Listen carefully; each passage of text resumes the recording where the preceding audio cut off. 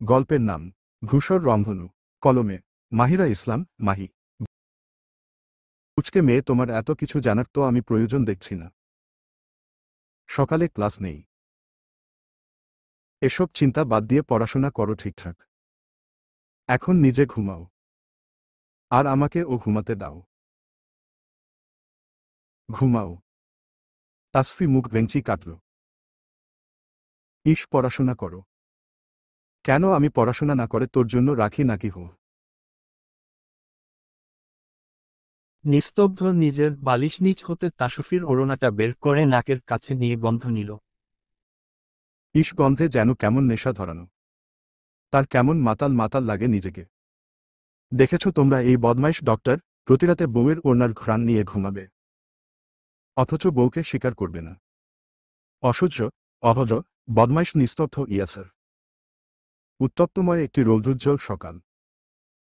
বাতাস থেকে ভেসে আসছে ফুলেদের মনমাতানো মিষ্টি সুবাস। নিস্তব্ধ রুমের বেলকনিতেও রয়েছে কতগুলো ফুলগাছ। লোকটা বোধহয় ফুল খুব পছন্দ করে। তবে যে ফুল খুব পছন্দ করে সে কি করে এমন কর্কশভাষী হতে পারে তাসফির জানা নেই। তাসফি তো জানত যাদের ফুল পছন্দ তাদের মনটা হয় ফুলের মতো শুভ্র, হৃদয়টা হয় ঠিক ফুলের পাপড়িগুলোর মতো কোমল। তবে তার অহংকারী ডাক্তার সাহেবের হৃদয়, মনটা এমন কঠোর নিষ্ঠুর হল কি করে? অনেকগুলো দিন পর আজ স্বামী স্ত্রী তারা একসঙ্গে রাত্রি যাপন করেছিল। তবে সেটা কোনো মধুময় রাত্রি ছিল না। ছিল একে অপরের দিকে মুখ ঘুরিয়ে, মুখ ভেঙ্গিয়ে ঘাপটি মেরে থাকা। আজও তাসফি ঘুম থেকে উঠে নিস্তব্ধকে বিছানায় পেল না। এই লোক প্রতিদিন এত সকাল সকাল যায়টা কোথায়? তাসফি একদম রেডি হয়ে নিচে নেমে এলো। ফিরোজা বেগম বসেছিলেন ড্রয়িং রুমের সোফায় বসা। তিনি তাসফিকে কাছে ডাকলেন, এই মায়া এদিকে আয় হুইনা যা দেহি। নানির কথায় তাসফি ভ্রু কুচকে চাইল। এগিয়ে গেল তার দিকে। তারা দেখিয়ে বলল, বলো, কলেজে লেট হয়ে যাবে, দ্রুত বলো নানি। ফিরোজা বেগম তাসফির হাত ধরে তার পাশে বসালেন। বললেন, থামো আমারে, তোর কলেজ দেখাস না মায়া। অতপর তাসফির হিজাবের নিচ দিয়ে চুল হাতড়ালেন। তাসফি বাধা দিয়ে বলল, আরে আরে, কি করছো নানি? হিজাব খুললে যাবে তো, আহা ছাড়ো তো। ফিরোজা বেগম কপাল কুঁচকে অভিযোগ করে বললেন, প্রতিদিন আমি একই দেখি বল তো নাতবু। প্রত্যেকদিন চুল কয়রা শুকনা নিয়া ঢ্যাং ঢ্যাং করতে করতে বাইর হও। বলি ভেজা কবে দেখমু আমি শুনি? মরণের পরে। নাতি আমার বিয়ে করল 1 মাসের বেশি। বিদেশ ঠিকা আইল।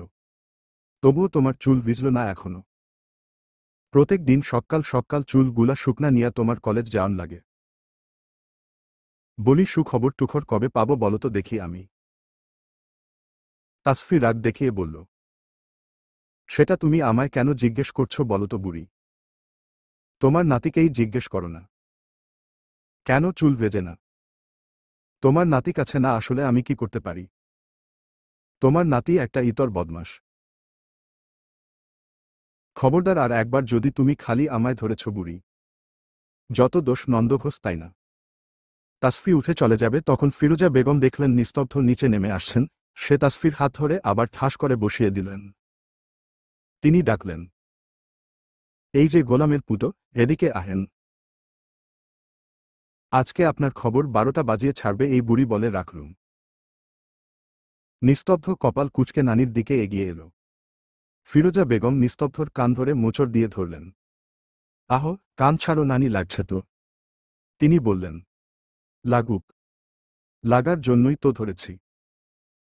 বলি আমি কি সুখবর কোনোদিন পাব না? আর কতদিন অপেক্ষা করণ লাগব? বলি বউরে একটু আদর সোহাগ করণ যায় না? এত দূরে দূরে কি তোমাগো? নতুন নতুন বিয়া হয়েছে, সোহাগ করবা, আদর করবা, সারাদিন বউয়ের আঁচল ধইরা থাকবা। তা না করে থাকো 22 হাত দূরে, কারণটা কও শুনি। প্রত্যেকদিন তোমাগর চুল হুকনা পাই আমি কি কারণে? নিস্তব্ধ আর চোখে একবার তাসফির দিকে চাইল। তাসফি এতক্ষণ ভাবলেশহীন থাকলেও নিস্তব্ধর সামনে সে লজ্জায় মূর্ছা যাচ্ছে। যদিও হোক, তারও তো লজ্জা টজ্জা আছে নাকি? নানিরা এভাবে কেউ আদরের কথা বলে তাসফির জানা ছিল না। কি দমবদ্ধকর পরিস্থিতি! উঠে যাবে তাও পারছে না। নানির নিষেধাজ্ঞায় লোকটা কি ভাবছে তাকে? নিস্তব্ধ এবারে নানির দিকে বিরক্ত নিয়ে চাইল। পরপর দুষ্টু হেসে ফিসফিস করে বলল, কেন নানি? আমাদের সুখবর না পেলে ও তোমার সুখবর তো দিতেই পারো। নানা নেই তো কি হয়েছে? নতুন নানা নিয়ে আসব। তোমার তো ভরা যৌবন এখনো নানি। নতুন নানা তোমাকে অনেক আদর করবে বুঝলে। ফিসফিস করে বললেও তাসফি প্রত্যেকটা কথা স্পষ্ট শুনল। কত বড় বদলোক! অসভ্য মানব! কে বলবে এই অসভ্য মানব নাকি ডাক্তার? তার উপর বউ ছাড়া থাকে। বদমাশ লোক! এই লোক এত বেশরম সে তো আগে বুঝে নিচ্ছি। ছি! কত বড় বদমাশ! এই লোক এমন বেফাঁস কথা বলতে পারে তার আগে জানা ছিল না। ছি, ছি, ছি! ফিরোজা বেগম চোখ বড় বড় করে নাতির দিকে তাকাল। তিনি এবারে দুহাতে নিস্তব্ধর কান টেনে ধরল। বলল, ওরে হারামি, ওরে হতচ্ছাড়া, এই ছিল তোর মনে মনে। আজ তোর হচ্ছে। শুনে রাখো, এই ফিরোজা বেগম শুধু এক পুরুষেই আসক্ত ছিল। হাজার পুরুষ আসলেও সে পাত্তা দিবে না। আর তোর ঠিক করা পাত্রকে তো মুতেও পাত্তা পাবে না। দেখা গেল তোর মতো পাত্র ও ডুপ্লিকেট বের হল। হাত ছাড়া পেতেই এই সুযোগে তাসফি ওখান থেকে মানে মানে কেটে পড়ল। ইসছি, কি লজ্জাজনক পরিস্থিতি! এমন পরিস্থিতিতে সে আগে পড়েনি। পড়বে কি করে? আগে তো তার আর বিয়েও হয়নি। নিস্তব্ধ শত চেষ্টা করে নাতির হাত ছাড়িয়ে টেবিলে গিয়ে বসল। অনিমা বেগম তখন পাশ দিয়ে যাচ্ছিলেন। মাকে বললেন, কি শুরু করেছ বলো তো মা? ওদের যখন ভালো লাগবে তখন সব হবে। তুমি কেন খেচাচ্ছ বলো তো? তাছাড়া মেয়েটার কি বয়স হয়েছে বলো? ফিরোজা বেগম ফিসফিস করে বললেন, আরে রাখো, তুই বয়স হয় নাই তা কি আমি জানি না, কিন্তু দুইটাই এমন 100 ডজন দূরে দূরে থাকলে তো আল্লায় পাপ দিমু। বুঝোস না এখন ওগো কাছাকাছি তো থাকতে হইব। সে বাচ্চা কাইচ্ছা না হয়ে পরে হইল সেইটা তো দেখার বিষয় না। আল্লাহ আমারে বাঁচায় রাখলে ওগো ছাওয়াল মায়াগো দেখাই মর্ম। অতপর ফিরোজা বেগম নিস্তব্ধকে শুনিয়ে শুনিয়ে বিলাপ শুরু করলেন। হ্যাঁ সেই তো, সেই তো। আমি কি? এই বুড়ি মরণের পর তোমার ছেলে তোমার জন্য নাতি নাতকুর পয়দা করবে। নিস্তব্ধ অর্ধেক খেয়ে বেরিয়ে গেল। সময় নেই হাতে। আজ তাসফিদের ক্লাসের প্রথম বেল শেষ হতেই দরজার সামনে দেখা গেল পিয়নকে। তাসফি বিনতে আনহা কে আছেন? তাসফি জিজ্ঞাসু দৃষ্টি নিয়ে উঠে দাঁড়াল। পিয়ন আবার বলল, আপনাকে নিস্তব্ধ স্যার দেখা করতে বলেছে। ক্লাসের সকলে তাসফির দিকে আর চোখে চাইল। তাসফি ভ্রু কুঁচকে নিল, এই লোক এখন আবার তাকে কেন ডেকে পাঠাল? তাসফি নিস্তব্ধর চেম্বারের সামনে গিয়ে দেখল অসংখ্য রুগীর মেলা। তবুও সে দরজায় নক করল। ভিতর থেকে আওয়াজ আসল, কাম ইন। তাসফি নিঃশব্দে ভিতরে ঢুকে দেখল মানব একজনকে প্রেসক্রিপশন লিখে দিচ্ছে। নিস্তব্ধ লেখার মাঝেই তাসফিকে ইশারায় পাশের চেয়ারে বসতে বলল। সেও বসল। আগত রুগী বেরিয়ে যেতেই তাসফি জিজ্ঞেস করল, ডেকেছেন কেন? নিস্তব্ধ কথায় জবাব না দিয়ে তার দিকে একটা খাবারের প্যাকেট এগিয়ে দিল। তাসফি তা আড়চোখে একবার তা পরখ করে, গোস্সা করে বলল, কি? খাবার? তো কি করব? খাবে? খাবো না। নিস্তব্ধ আদেশ সূচক বাক্যের শক্ত কণ্ঠে বলল। জানতে চাইনি। দিয়েছি মানে খাবে। পরবর্তী থেকে কখনো যেন ব্রেকফাস্ট না করে বের হতে না দেখি। খাবার ফিনিশ করো ফাস্ট। মা বলল তাই দিলাম। ভেবো না তোমার প্রতি মায়া দেখাচ্ছি। তাসফি ফিসফিস করে বলল, একদম ডাহা মিথ্যা কথা। সে ঠিক জানে মা তাকে কিছুই বলেনি। সে নিজে থেকে খাবার দিচ্ছে। অথচ বদমাশ লোকটা মুতেও স্বীকার করবে না। কেমন মায়ের নাম বানিয়ে দিল। তবে লোকটা বুঝল কি করে খেয়ে আসেনি। সে কি সবসময় তার উপর নজর রাখে নাকি? আশ্চর্য। তাসফি রাগ নিয়ে খাবার তুলে নিল মুখে। যতই না বলুল, তার ঠিকই ক্ষুধা লেগেছে। নিস্তব্ধ এক পলক তা দেখে বই হাতে বেরিয়ে গেল। তার ক্লাস আছে। তারপর আবার রোগীর কন্ডিশন চেক আপ দিতে হবে। খাবার শেষ করে তাসফি ক্লাসে এলো। পরবর্তী ক্লাসটা নিস্তব্ধর 5 মিনিট পরেই শুরু হবে। সেদিনের মানসা নামের মেয়েটা আজও তাসফির পথ আটকে দাঁড়াল। তাসফির প্রচণ্ড মেজাজ খারাপ হলো। এই মেয়ের সমস্যা কোথায়? ভদ্রতার খাতিরে সে চুপ রইল। মানসা বলল, স্যার, আজ তোমায় ডাকল কি জন্য? আজ তো কোনো কাজ ছিল না। তাসফি ভ্রু উঁচিয়ে মানসার দিকে চাইল। বাঁকা হেসে মানসার কানে কানে ফিসফিস করে বলল, ডাক্তার নিস্তব্ধ, ইয়াসার আমায় রোমাঞ্চ করতে ডেকেছিল বুঝলে। মানসা চোখ বড় বড় করে চাইল। মানে? তাসফি এক ঝাড়ি দিয়ে বলল, এই মেয়ে সমস্যা কি তোমার? স্যার কেন ডেকেছে সেটা স্যারের কাছ থেকেই জেনে নিও। আমায় বারবার প্রশ্ন করবে না। আর হাত ছাড়ো, বারবার হাত ধরবে না। অসহ্য। স্যারের সম্পর্কে তোমার এত জানার আগ্রহ কেন বুঝি না। নিজের লিমিটের মধ্যে থাকো না। আমায় কেন স্যার ডেকে? স্যারের কাছেই না হয় শুনো। এখনই তো তিনি আসবেন ক্লাসে। মানসা কিছু বলতে নিবে তার আগেই নিস্তব্ধ হাজির হল। সে থমথমে কণ্ঠে বলল, কি হচ্ছে এখানে? তাসফি কোনো জবাব না দিয়ে বেঞ্চে গিয়ে বসল।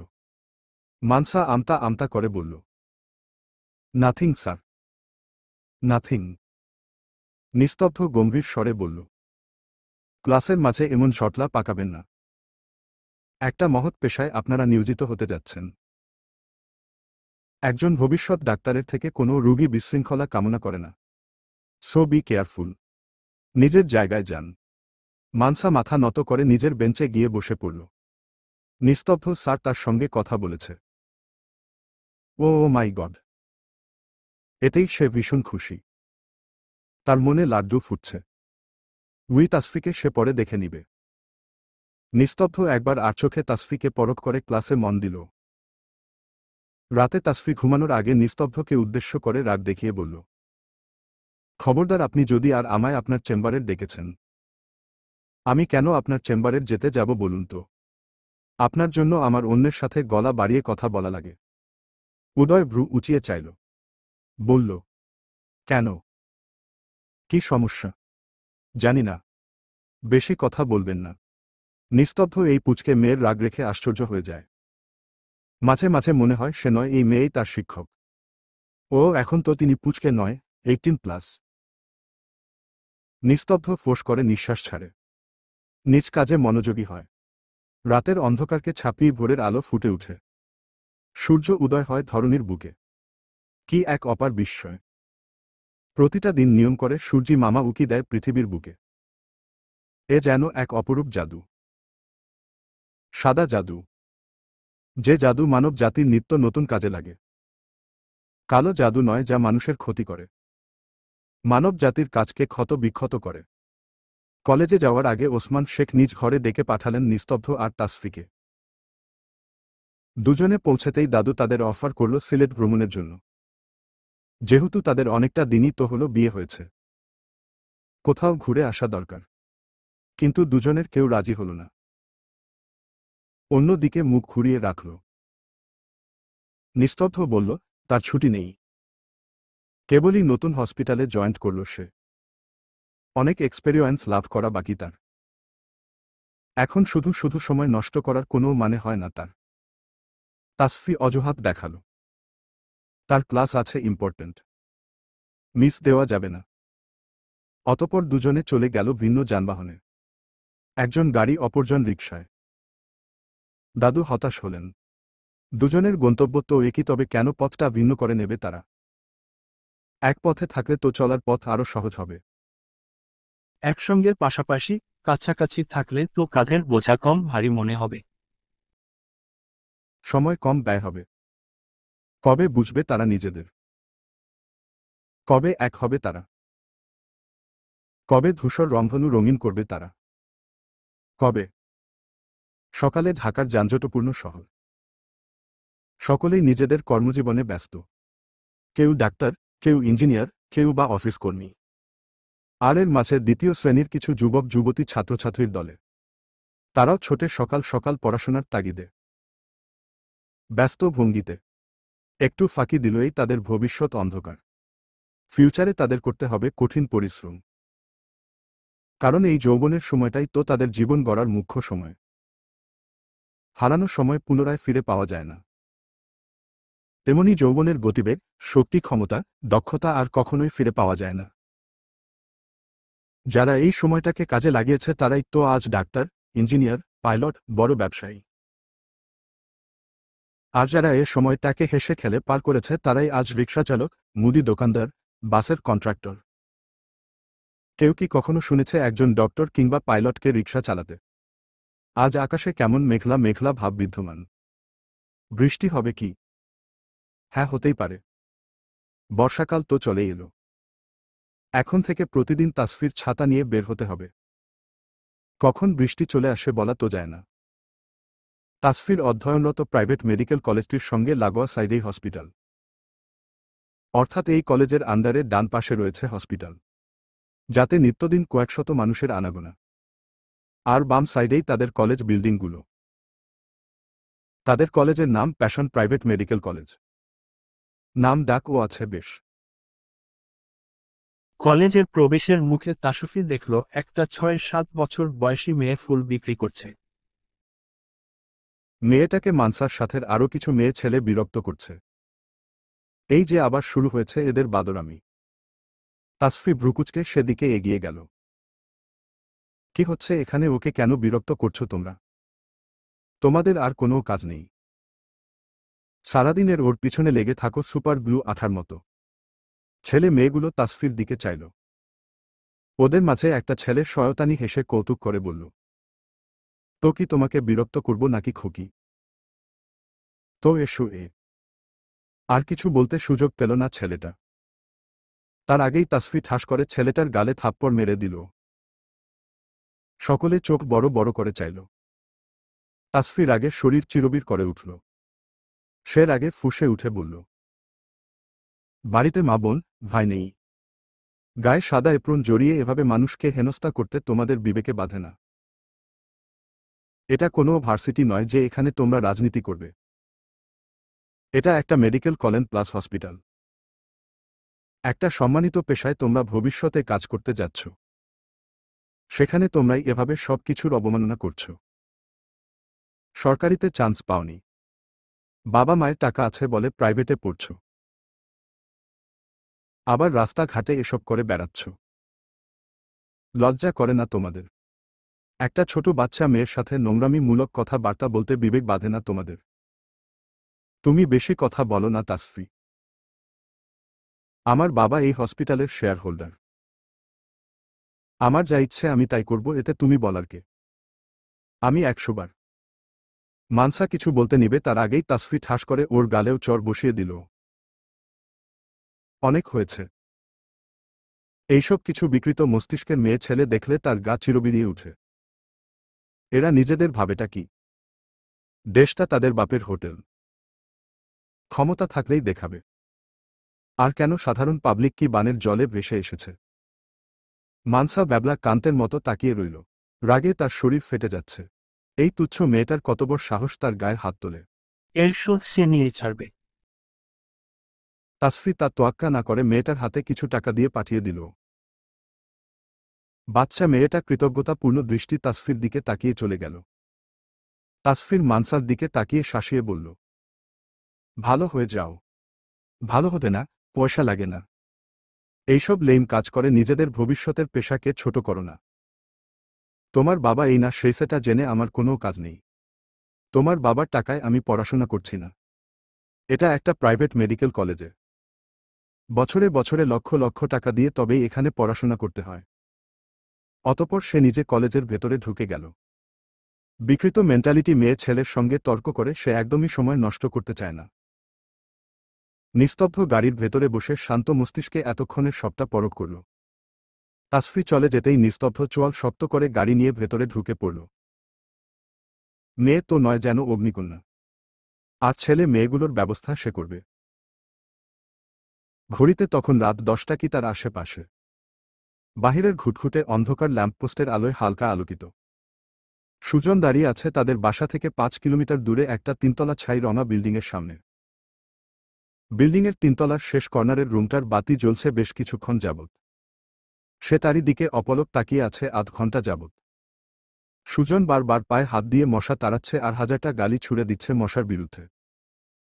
সালার হারামজাদার দল, এই তোর মা খেতে দেয়নি বাসায় এসে আমার রক্ত চুষছিস। তোরা জানিস আমি কে? প্রতিদিন কত কত রক্ত আমার সামনে দিয়ে ঘোরাফেরা করে জানিস? তোদের রক্ত লাগবে সেটা তো আমায় বললেই পারিস বাপ, আমার তোদের 1 ডজন রক্তের ব্যাগ দিয়ে যাব। তবুও প্লিজ দয়া করে এভাবে টুকুস টুকুস করে তোদের সুইয়ের মতো আল আমার পাছায় ঢুকাইস না। দোহাই লাগি তোদের ভাই, দোহাই লাগি।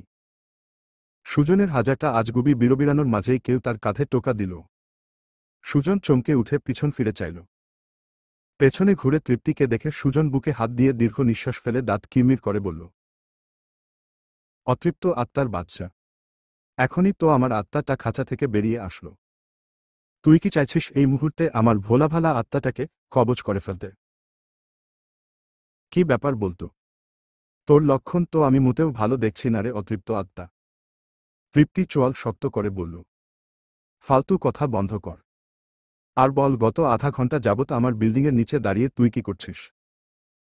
সুজন তেতে উঠে বলল, তোর বিল্ডিংয়ের নিচে মানে? তুই বিল্ডিং দিলইটা কবে? আমার নয়, আমাদের বলেছি আমি। সে একই তো হলো। কি বলতে চাইছিস তুই? আমি তোর জন্য এই বিল্ডিংয়ের নিচে মশার কামড় খেতে দাঁড়িয়ে আছি। তৃপ্তি ভাবলেশহীন গলায় বলল, আমি কিছুই ভাবছি না, তুই বলছিস। আর ভাববিও না। আমার কি খেয়ে আর কোনো কাজ নেই তোদের বিল্ডিংয়ের নিচে দাঁড়িয়ে থাকব? তোর মতো জল্লাদ মহিলার জন্য না কোনো পুরুষ কোনোদিন অপেক্ষা করবে কি না সন্দেহ আছে রে। অতৃপ্ত আত্মা, তুই তো সকলের ঘাড় এক নিমিষেই মোটকে দিবি রে। আর তুই কিনা ভাবছিস আমি তোর জন্য দাঁড়িয়ে আছি? মোটেও না, আমি তো আমার নতুন গার্লফ্রেন্ডের দেখা পেতে এখানে দাঁড়িয়ে আছি। সে আসবে, কিন্তু এখনো কেন আসছে না বুঝতে পারছি না। তোর গার্লফ্রেন্ডের বাসা এখানে? হ্যাঁ। কোনো বাসাটা দেখাতো। সুজন মিছে রাগ নিয়ে বলল, কেন কেন তোকে দেখাতে যাব কেন? যাতে তুই আমার নতুন গার্লফ্রেন্ডের জান কবজ করে ফেলতে পারিস। কিন্তু সেটা তো আমি একজন সচেতন প্রেমিক হয়ে কিছুতেই হতে দিতে পারি না রে। তুই হচ্ছিস একজন জল্লাদ, মুখে দুর্গন্ধযুক্ত, নাকের সর্দি নিয়ে ঘোরা মহিলা। তোকে আমার গার্লফ্রেন্ডের বাসা চিনিয়ে দেওয়া মানে আমার ঘুম হারাম করা। তুই কি করে ভাবলি আমি জেনে শুনে সেই কাজটা করব? ফালতু কথা বন্ধ কর আর এখান থেকে ফোট। তুই কে আমাকে ফোট বলার? এটা কি তোর বাপের জায়গা যে ফোট বললেই ফাঁকা জুসের বোতলের মতো ফোটে যাব? তৃপ্তি জোরছে একটা ধমক দিল সুজনকে। স্যাট আপ স্টুপিড, বলেই সে হন হন করে চলে গেল। সুজন তার যাওয়ার পানে তাকিয়ে ফিসফিস করে বলল, তুই এত পাষণ্ড কেন রে অতৃপ্ত আত্মা? আমার উপর একটু দয়া করে এই প্রেমের ঘাটের সুজন মাঝির জানটা কবজ করা থেকে রেহাই দিতে পারিস তো? তা না করে এই যে বাসার পরিহিত ড্রেস পরে চমার সামনে এসে মাথাটা এলোমেলো করে দিয়ে গেলি। রাত অনেক হল। তাসফি হাসি খুশি মুখে নিস্তব্ধ রুমে প্রবেশ করল। দেখল অসহ্য লোকটা সোফায় বসে দক্ষ হাতে একমনে ল্যাপটপে আঙুল চালিয়ে যাচ্ছে। রুমের মাঝে আজ আর কোনো কালো ডিম লাইট জ্বলছে না। জ্বলছে তার আনা উজ্জ্বল রঙের লাইটটা। তাসফি আজ বিকালে দারোয়ানকে দিয়ে তার পছন্দের রং কমলা রঙের একটি লাইট আনিয়েছে। সেটাই খুব যত্নের সহিত লাগিয়ে দিয়েছে। অনেকে কমলা রংটা পছন্দ করে না, ভাবে কমলা রংটা ভীষণ সেকেলে টাইপ। কিন্তু তাসফির কাছে মোটেও তা নয়। কমলা রং হচ্ছে পৃথিবীর শ্রেষ্ঠ শুভ্র রঙের মাঝে একটা। সূর্যিমামা যখন ভোর সকালে এই ধরনের বুকে উদিত হয় তখন ঠিক এই কমলা রঙের আভাটাই তার চারপাশে ছড়িয়ে পড়ে, আর আমরা পুরো পৃথিবীর সবকিছু রঙিন দেখতে পাই। ঠিক তেমনিভাবে সূর্যি মামা তার কমলা রং সঙ্গে করে নিয়ে অস্ত যায় পশ্চিম দিগন্তে ধীরে ধীরে। কেমন চারপাশ কালো অন্ধকারে মিয়ে যায়। চারপাশ কেমন নিস্তব্ধতায় ছেয়ে যায়। থেমে যায় সারাদিনের শত ব্যস্ততা কোলাহল সব। তাসফি রুমে প্রবেশের বার্তা পেতেই নিস্তব্ধ তার দিকে আর চোখে তাকাল। তাসফি একবার ড্রেসিং টেবিলের সামনে যাচ্ছে তো একবার বেলকনিতে, একবার ওয়াশরুমে। নিস্তব্ধ এতক্ষণ বিষয়টায় নীরব ভূমিকা পালন করলেও এবারে বিরক্ত কণ্ঠে ধমক দিয়ে বলল, এই মেয়ে সমস্যা কি তোমার? এভাবে সারা রুম জুড়ে ঘুটঘুট করছো কেন? পড়াশোনা নেই? সন্ধ্যা থেকে ওর ঘরে ঢেং ঢেং করে ঘুরে বেড়াচ্ছ। তাসফি বিড়বিড় করে বলল, সমস্যা তো অবশ্যই আছে ডাক্তার সাহেব। এই যে আমি আপনার রুমের এত বড় একটা কেলেঙ্কারি করে ফেললাম অথচ আপনি টু শব্দটি পর্যন্ত করলেন না। কিন্তু আমি তো তা মেনে নিতে পারছি না। আপনার নিস্তব্ধতা মানতে পারছি না। বিড়বিড় করার মাঝে তাসফির হালকা গোলাপি রঙের ঠোঁট জোড়া মৃদু ভঙ্গিতে কাঁপছে। নিস্তব্ধ তা অনুসরণ করে নিঃশব্দে ঢোক চিপল। তার গলাটা কেমন যেন শুকিয়ে আসছে।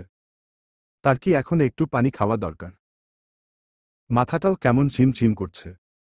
নাকি এক কাপ কফি খেয়ে মাথার ঝিমঝিম ভাবটা কমানো দরকার?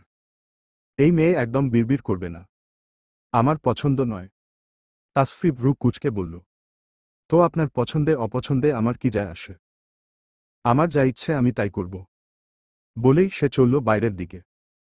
নিস্তব্ধ অবাক চোখে তাকিয়ে জিজ্ঞেস করল, আবার কোথায় যাচ্ছ? তাসফি দায়সারা ভাবে জবাব দিল, আপার রুমে। আজ আমি সেখানেই থাকব। তাছাড়া দাদুও এতক্ষণে ঘুমিয়ে পড়েছেন। আপনার এমন অসহ্যকর মুখটা দেখার চেয়ে বরং আমার আপার কাছে থাকাটাই বেটার। আপার মিষ্টি মুখটা দেখে ঘুমালে আমার স্বপ্নগুলোও মিষ্টি হবে। আপনার মতো নিরামিষ তিতাকুটে হবে না অবশ্যই।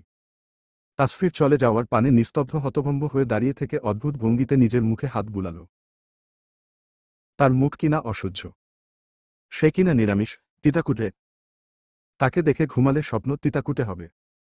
কেন সে কি দেখতে এতটাই খারাপ নাকি? এই মেয়ে বলে কি? যেখানে কলেজে হসপিটালে যুবতী মেয়েরা তাকে দেখলে তার দিকে হা করে তাকিয়ে থাকে, সেখানে এইটুকুনি মেয়ে তাকে বলে কিনা তার মুখখানা অসহ্য। দিনটা শুক্রবার। নিস্তব্ধ আজ বাড়িতেই। তবুও যখন তখন তার হসপিটালে যেতে হতে পারে। কখন ইমার্জেন্সি রোগী এসে হাজির হয় বলা তো যায় না। সকালে ব্রেকফাস্টের পরে তাসফি বাসন্তীর রুমে বসে পড়েছে বইখাতা নিয়ে। হাজারটা পড়া মুখস্থ করা তার বাকি। সে ডাক্তারি পড়াটা যতটা সহজ ভেবেছিল সেটা মোটেও এতটা সহজ নয়। পড়তে পড়তে তার পাগল হবার জোগাড়। ছুটির দিন কই আজ সকলের সঙ্গে বসে সে একটু সুখ দুঃখের আলাপ করবে তার সেই সময়টাও নেই। বই খাতা নিয়ে তার পাগল হবার জোগাড়। প্রতিদিন আইটেম দেওয়া, প্রতিদিন পৃষ্ঠার পর পৃষ্ঠা মুখস্থ করা কি আর যে সে কাজ। লিখতে লিখতে হাত খসে পড়ে যাওয়ার মতো অবস্থা। এর মাঝে সে ঠিকঠাক মনের গোপন খবরটা পড়ার ও ফুসরত পাচ্ছে না। তার তো এই দুমাসে নাজেহাল অবস্থা। তবে যত কঠিনই হোক না কেন, যত কষ্টই হোক না কেন তাকে তো ডাক্তার হতেই হবে। তার মায়ের স্বপ্ন পূরণ করতে হবে। সঙ্গে নিজের স্বপ্নকে বাস্তবায়ন করতে হবে। তাসফি এখন বুঝতে পারছে ডাক্তাররা কেন এত খিটখিট মেজাজের হয়। দীর্ঘ 5টি বছর তারা ধরাবাঁধা নিয়মের মাঝে বদ্ধ থেকেই মেজাজটা তাদের এমন খিটখিট স্বভাবের হয়ে যায়। মুখস্থ প্রতিদিন আইটেম দিতে দিতে তাদের হাতের সাথে সাথে তাদের কোমল মনটাও তেমনি বদ্ধ খাঁচায় বন্দী হয়ে যায়। আর সবাই কর্কশ হয় কোথায়? এই যে সুজন ভাইয়া, মাহিন ভাইয়া, সৃজন ভাইয়া। কই তারা তো কর্কশ নয়, কি সুন্দর হাসিখুশি তারা। তারপর তাদের কলেজের হাবিব স্যার, সেও তো হাসিখুশি। ক্লাসে সব সময় হাসি খুশি ভাবে কথা বলে। তার ডাক্তার বর মহাশয়ের ভাবসাব একটু অতিরিক্ত। হুয়া। তাসফি একমনে পড়ে যাচ্ছে। তার মাঝে পান্না এলো নিলয় সাহেবের ফোন হাতে। সে তার মিষ্টি কণ্ঠে তাসফির উদ্দেশ্যে শুধালো, কাকিয়া মামিমা কল করেছে। নাও নাও কথা বলো। তাসফি হতাশ চোখে চেয়ে ফোনটা হাতে নিল। ব্যস্ততায় তার দুদিন বাড়িতে ফোন করা হয়নি। কদিন আগেই তার শ্বশুর মশাই তাকে নতুন একখানা স্মার্টফোন কিনে দিয়েছে। তা কোথায় পড়ে আছে কে জানে। তার খোঁজ খবর রাখার কি আর তাসফির সময় আছে? এই ফোন কেনা নিয়েও তার বর মহাশয় কিছুদিন তাসফির দিকে চোখ কটমট করে তাকিয়ে থেকেছে। বলেছে ল্যাপটপ আছে, ফোনের কি দরকার? ল্যাপটপেই তো সে তার সব কাজ করতে পারছে। পুচকে একটা মেয়ের হাতে এখনই কেন তাদের ফোন ধরিয়ে দেওয়া লাগবে? তাসফি বুঝে পায় না এই লোকের সমস্যাটা ঠিক কোথায়। বউকে মানবে না, তার সঙ্গে সারাক্ষণ ঝগড়ায় লিপ্ত থাকবে, অথচ তার উপরেই অধিকার ফলাতে আসে। সে যা খুশি করুক, সেই কথা না হয়ে পরে ভাবা যাবে। আপাতত তার দাদির সঙ্গে কথা বলা যাক। ফোন কানে দিয়ে তাসফি খাতায় ইংরেজিতে কিসব লিখতে লিখতে বলল, হ্যাঁ বুড়ি বলো। নাতনির কণ্ঠ পেতেই দাদি হাঁক ছেড়ে ছেলেকে ডাকলেন। কই রে মোস্তফা, এই নে তোর ম্যাওয়ারে ফোনে পাওন গেছে। অতপর তাসফির উদ্দেশ্যে ফুঁসে উঠে বললেন, বলি উই ছেমরি তোর ফোন হান রাহ কুনহানে। আজ 2 দিন ধইরা তুমারে ফোনে পাওন যায় না। বলি শ্বশুর বাড়ি যাইয়া কি আমাগো ভুইলা গেছো এক্কেরে? বিয়া তো করবার চাইছিলা না, আর এখন আমাগোই ভুইলা বসছো দেখতাছি। তাসফি দীর্ঘ নিঃশ্বাস ছেড়ে হতাশ কণ্ঠে বলল, ভুলি নাই দাদি, তোমাদের কি আর ভুলতে পারি বলো? এ যে আমার দ্বারা অসম্ভব। তোমরাই তো আছো আমার কিছু আপনজন। তোমাদের ফোনটা করবার আমি ফুসরতটুকু পাইনি দাদি। হ্যাঁ, তা পাইবা কেমন করে? সেইয়ে গেলা। আর 2 দিন আইসা জামাই নিয়া থাইকা গেছো তুমি। উই সকালে 2 দিন আইছা ঘণ্টাখানেক থাইকা তুমি ফুরুত হয়ে গেছো। এই তোমার ভালোবাসা। মোস্তফা সাহেব ভিতরের ঘর থেকে বের হতে হতে বললেন, মা থামো তো তুমি। মেয়েটার উপর দিয়ে পড়ার অনেকটা প্রেশার যাচ্ছে নিশ্চয়ই। মোস্তফা সাহেব মায়ের হাত থেকে ফোনটা নিজের হাতে নিলেন। আদুরের স্বরে বললেন, কেমন আছো তুমি মামুনি?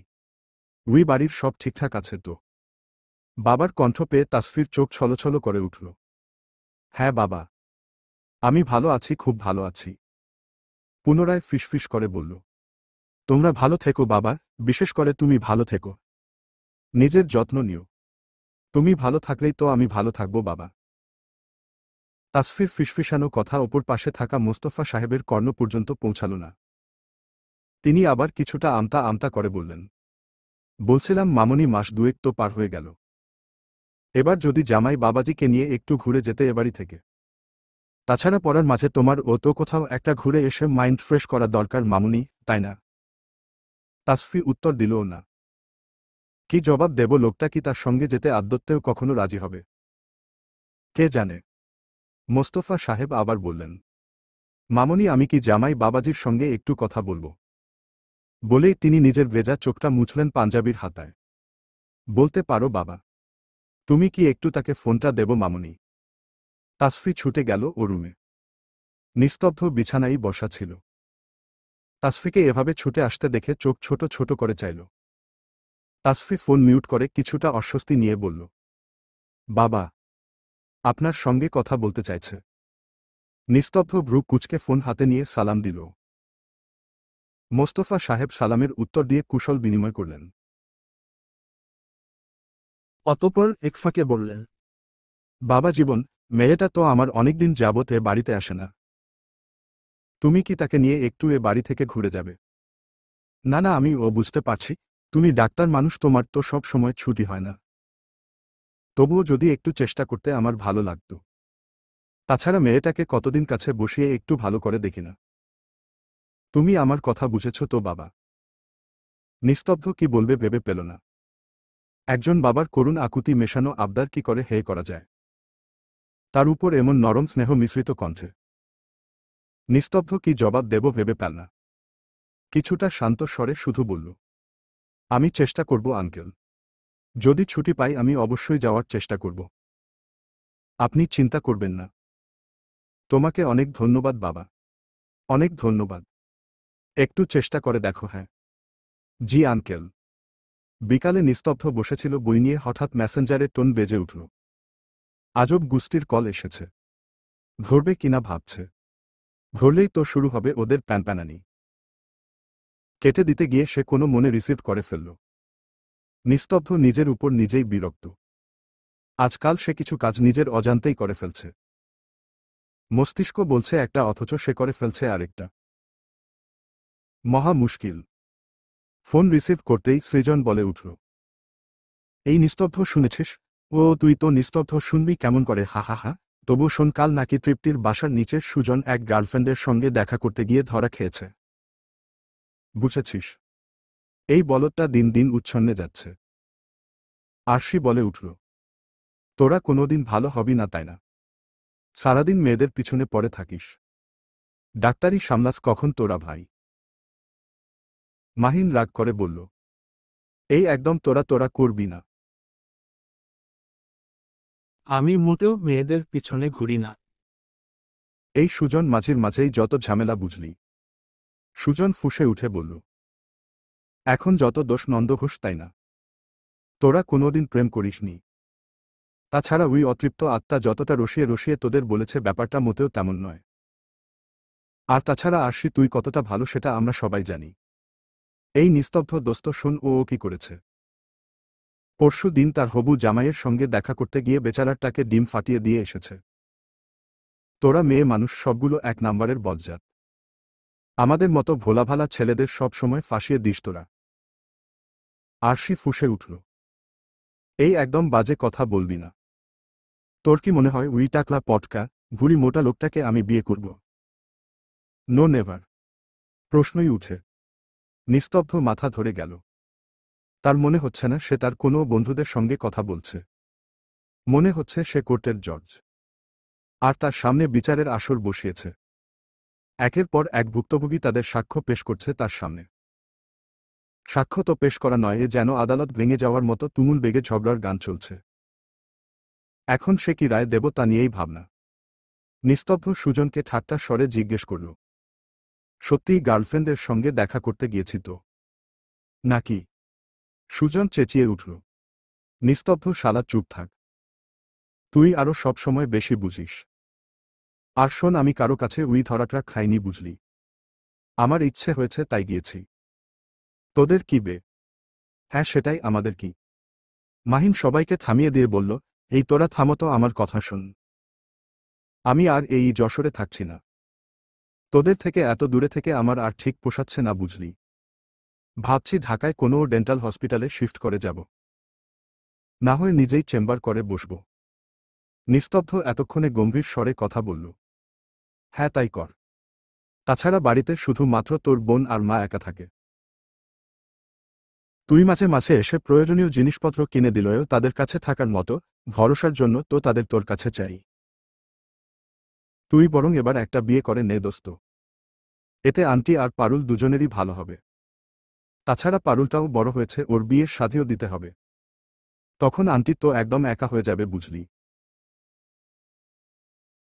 বিয়েটা এবার তুই করেই ফেল। বাকি সবাই ও তাতে সায় দিল। বিয়ের কথা শুনতেই মাহিন শান্ত হয়ে গেল। কি করে বোঝাবে সে তার বন্ধুদের? তার মনে যে অন্য কারো বাস।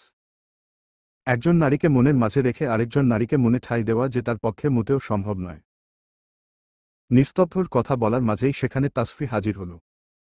এই শুনছেন, আপনাকে দাদু ডাকছে। মোবাইলে তাসফির অবয়ব দেখতেই সবকটা হৈ হৈ করে উঠল। টপিক ঘুরে গেল। সুজন সুর করে বলল, ভাববি কেমন আছেন? সব ভালো তো? এই বেটা আপনায় বিরক্ত করছে না তো? নিস্তব্ধ চোখ রাঙাল। কতবার করে নিষেধ করেছে তার হাঁটুর বয়সী একটা মেয়েকে ভাবি ডাকার দরকারটা কি? সুজন তা কেয়ার করলে তৈস। সে চোখ রাঙালেই তারা বুঝি ভয় পাবে।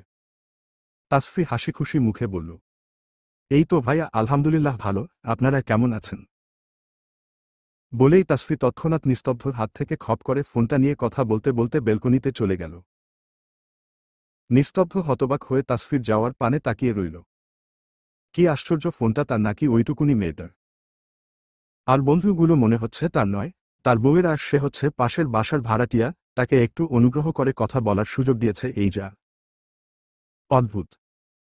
সন্ধেবেলায় একটু ফুসরত পেয়ে তাসফি ড্রয়িংরুমের সোফায় বসে বসে ফোন ঘাঁটছিল একটুখানি সময় পেয়ে। ফেসবুক স্ক্রুলিং করতে করতে হঠাৎ তার বর মহাশয়ের আইডি খানা সামলে এলো। আইডির নাম ডাহ নিস্তব্ধ ইয়াসের। তাসফি চোরা চোখে এদিক ওদিক পরক করে চট করে ভেতরে ঢু পড়ল। আইডি লক করা নেই, দুদিন আগেই বন্ধুদের সঙ্গে মিলিত একটা প্রোফাইল পিক ছাড়া হয়েছে।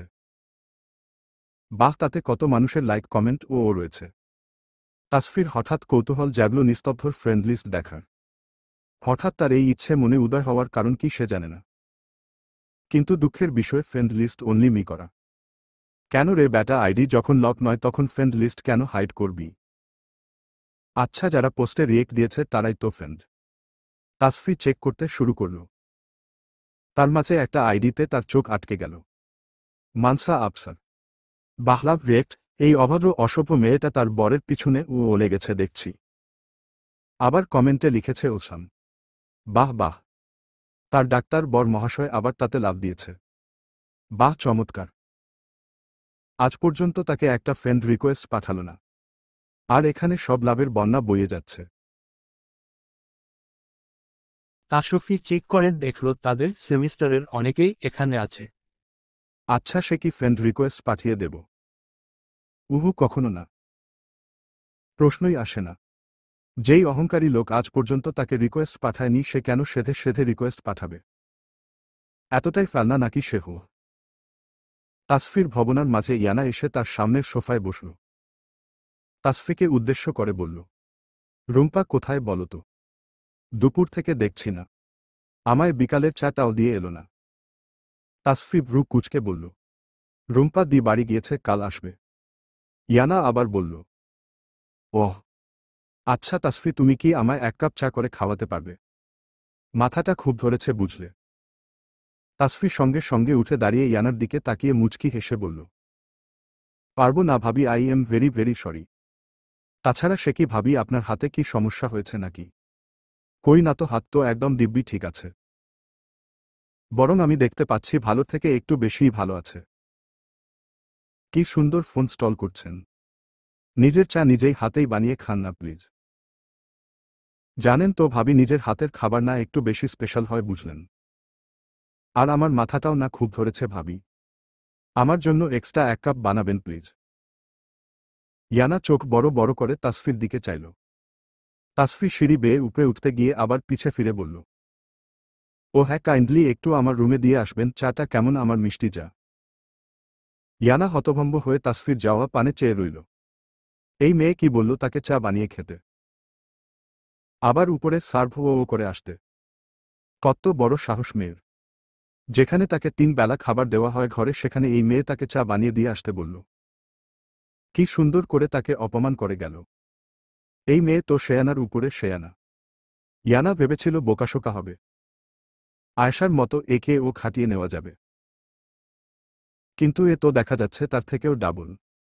দুরন্ত শেয়ানা। ঢাকার যানজটপূর্ণ শহর, ধুলোর আস্তরণে সবকটা বিল্ডিং আবৃত।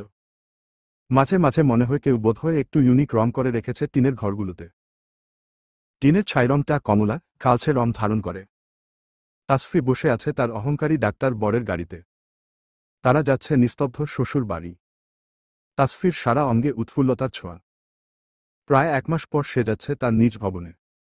কত স্মৃতি সেখানে তার। ছোট থেকে বেড়ে ওঠার সাক্ষী তার সে স্থান। সে কি আর ভোলা যায়? মায়ের কবরটা একটুখানি ছুঁয়ে দেখবে সে। অনেকখানি গল্প করবে মায়ের সঙ্গে। অভিযোগ জানাবে হাজারো। এই তো গত পরশু বাবা তার অসহ্য বরের কাছে আবদার করল নিজের কুটিরে যাবার। আর আজ সকালে বাসন্তী আপা বলল, এই তাসফি রেডি তো, ব্যাগ গোছা। তোকে তোর বাপের বাড়ি ফিকে মারব। তাসফি ভ্রু কুঁচকে বলল, কিন্তু আমি তো যাব না আপাই। তোমার ভাই না গেলে আমিও যাচ্ছি না এবারে আর। বাবা ওই লোককে কত করে বলল, অনুরোধ করল। এবারে তোমার ভাই না গেলে বিশ্বাস করো আপা, ওই ইতস্তত নিস্তব্ধর গোছা ধরা সিল্কি কালো কুচকুচে চুলগুলোর একটাও আস্ত রাখব না আমি। তোমার ভাই ঘুমানো পরে সানলাইট দিয়ে আমি তাতে আগুন ধরিয়ে দেব। অতপর টেকো মাথায় তার ডাক্তারি করতে হবে এই বলে দিলাম। কে কার চুলে আগুন ধরাবে শুনি? কথার মাঝে পেছনে থেকে নিস্তব্ধর গম্ভীর কণ্ঠ কর্ণে পৌঁছাতেই চমকে উঠল তাসফি। সঙ্গে সঙ্গে জিবে কামড় দিল সে। ইস, লোকটা সবখানে এসে হাজির হয়। আবার ভেঞ্চি কাটল। শুনুক তাতে তার কি, সে কি ভয় পায় নাকি এই অসহ্য লোককে? হু। নিস্তব্ধ আগমনী বার্তা পেতেই বাসন্তী নিঃশব্দে বেরিয়ে গেল ঘর ছেড়ে। তারা স্বামী স্ত্রী নিজেদের ঝগড়া নিজেরাই মিটিয়ে নিক না। ঝগড়া থেকেই তো উদয় হবে মিষ্টি মধুর ভালোবাসা। বাসন্তী অনেকবার খেয়াল করে দেখেছে তার ভাই তাসফিকে সামনে সামনে দুশ্চাই করলেও পেছনে পেছনে ঠিক তার খেয়াল রাখতেও ভুলে না। নিস্তব্ধ বুদ্ধিমান ছেলে। তার নিজের পদক্ষেপ সে ঠিক নিজে নিতে জানে। যে কোনো কাজ করতে গেলে সে অবশ্যই ভেবে চিন্তেই করবে। তবে ভালোবাসার মতো জীবনের অতি গুরুত্বপূর্ণ অধ্যায়টা তার ভাই সম্পূর্ণ করতে বেশি দেরি না করে ফেলে। বাসন্তী বেরিয়ে যেতেই নিস্তব্ধ দরজার ছিটকিনি তুলে দিল। নিস্তব্ধকে ছিটকিনি তুলে দিতে দেখে তাসফি শুষ্ক ঢোক গিলল। ছিটকিনি কেন দিল? কি করতে চাইছে লোকটা? নিস্তব্ধ কদম বাড়ানোর সঙ্গে তাসফি পিছিয়ে যেতে লাগল। কিন্তু ভাগ্য অসহায়, দুপা পেছানোর পরে আর কোনো জায়গা খুঁজে পেল না সে। নিস্তব্ধ নিঃশব্দে গিয়ে দাঁড়ালো তাসফির সামনে। একটু নিচু হয়ে তাসফির কানের কাছে মুখ এগিয়ে ফিসফিস করে বলল, তা ম্যাডাম, কার চুলে আগুন ধরাবেন শুনি? নিস্তব্ধর নিঃশ্বাসের গতিবিধি তাসফি ঠাহর করতে পারছে। অস্বস্তিতে সে জমে যাচ্ছে। কুল ডাউন তাসফি, এত গলে যাওয়ার কিছু হয়নি। তাসফি চোখ বন্ধ করে বড় করে শ্বাস ফেলল। ঝট করে নিস্তব্ধর বুকে হাত দিয়ে ধক্কা দিয়ে সরে পড়ল সে ততক্ষণাৎ। ঈষৎ লোকটার ফিসফিসানো বলা পুরুষালী কণ্ঠস্বর এতটা মাদকীয় কি করে হয়? প্রত্যেক পুরুষের ফিসফিস করে বলা স্বর কি এমনই শোনায় তবে? খানিকটা দূরে সরে তাসফি মিছে চোট দেখিয়ে বলল, যার ইচ্ছে তার চুলে আগুন ধরাবো, তাতে আপনার কি? সানলাইট দিয়ে নয়, চলা কাঠ দিয়ে আগুন ধরাবো, বুঝলেন? তাতে আপনার কি? নিস্তব্ধ বিরক্ততে কপাল কুঁচকে নিল। তার হাঁটুর বয়সী মেয়েটা বেশি কথা বলছে ইদানিং। তার মুখে মুখে তর্ক করছে। সে কাচ কাচ কণ্ঠে বলল, কারো চুলে আর আপনার আগুন লাগানো লাগবে না ম্যাডাম। নিজের ব্যাগ গুছিয়ে নিন, কিছুক্ষণ পরেই আমরা বের হব। বের হব মানে? কেন, নিজের বাপের বাড়ি যেতে চান না বুঝি? আপার কাছে তো খুব নালিশ দেওয়া হচ্ছিল। তাসফি চোখ খুশিতে চকচক করে উঠল। পিছন ফিরে উৎফুল্ল কণ্ঠে বলল, এই সত্যি যাবেন আপনি? নিস্তব্ধ ভ্রু কুঁচকে বলল, আমি যাব, তোমায় কে বলল? তাসফি হাসিখুশি মুখটা চুপসে গেল মুহূর্তেই। তার মানে যাবেন না? এই মাত্র আমায় বললেন রেডি হতে। নিস্তব্ধ বাঁকা হেসে বলল, তো আমি কি একবারও বলেছি আমি যাব? তাসফি মন খারাপ করে বলল, কেন যাবেন না? বাবা আপনাকে এক করে বলল, তবুও যাবেন না? কেন যাব বলো তো, যার বাড়ি যাব সেই তো এখনো একবারও বলল না। তো কি জন্য যাব বলুন তো ম্যাডাম? এতটাও বেহায়া নই আমি যে সেধে কারো বাড়িতে চলে যাব। তাসফি চোখ ছোট্ট ছোট্ট করে বলল, লাগবে না আপনারা যাওয়া, অসহ্য। বলেই সে বেলকনিতে চলে গেল। লোকটা দিন দিন বড় মাপের বদমাশে পরিণত হচ্ছে। আগে তো কথাই বলতো না তার সঙ্গে, অথচ এখন শুধু ঝগড়া করতে তৎপর থাকে। আশ্চর্য। সে কেন বলবে তাকে যেতে? বলবে না সে? কিসের ঠেকা পড়েছে তার? বাবা বলেছে এতে হয়নি। এখন কি তাকে নেওয়ার জন্য ঢোল ডগ বাজাতে হবে? পালকি সাজাতে হবে? অদ্ভুত ভাবনার মাঝেই বেলকনিতে তাসফি হঠাৎ নিজের পেছনে কারো অস্তিত্ব অনুভব করল। একটা গরম নিঃশ্বাস তার ঘাড় বেয়ে নেমে এলো। আবারও সেই ফিসফিসানো পুরুষালী মাদকীয় কণ্ঠস্বর, রেডি হয়ে নাও মেয়ে, আমি যাচ্ছি। তবে শর্ত আছে। আমার চুলে আগুন ধরাতে চাওয়ার শাস্তি তোমায় দেওয়া হবে সময় মতো। শর্তটা সময় মতো পূরণ করে নেব, আর শাস্তিটা তোলা রইল। এই নিস্তব্ধ ইয়াসার কিছুই ভুলে যায় না। সে তার শর্ত শাস্তি সময় মতো দুটোই পূরণ করে নেবে। মনে রেখ কিন্তু মেয়ে। ধীরে ধীরে গরম নিঃশ্বাসের গতিবেগ বিলীন হতে লাগল, সঙ্গে তাসফি ও মুচকি হাসল। আবার পরক্ষণেই চোখ মুখ শক্ত করে ফিসফিস করে বলল, আপনার দেওয়া যে কোনো শর্ত আমি সময় মতো মোটেও মানব না নিস্তব্ধ ইয়াসার। আর আপনার দেওয়া শাস্তি, সেটাও আমি মোটেও সহজে গ্রহণ করব না তো। তার জন্য যে আপনায় বহু কাঠখড় পোড়াতে হবে ডাক্তার সাহেব। অনেক কাঠখড় পোড়াতে হবে। তৃষ্ণার্ত আকুল হৃদয়ে আপনি আমার পানে চেয়ে থাকবেন। আমি আপনায় দুশ্ছাই করে তাড়িয়ে দেব। কেমন মজা হবে তখন বলুন তো? খুব মজা হবে। আবারও মুচকি হাসল সে। তার সেই মুচকি হাসির রেশ গাড়ির মাঝেও প্রকাশ পাচ্ছে। পান্না তাকে ঝাঁকি দিয়ে চেঁচিয়ে বলল, কাকাই, কাকিয়া হাসছে। নিস্তব্ধ আর চোখে লুকিং গ্লাসে তাসফির মুখাবয়ব অবলোকন করল। পুনরায় ড্রাইভে মনোযোগ দিল। তাসফি ভাবনা থেকে বেরিয়ে এল। আয়েশা বলল, কি ব্যাপার তাসফি, কোনো স্বপ্নে ডুবেছিলে বলো তো?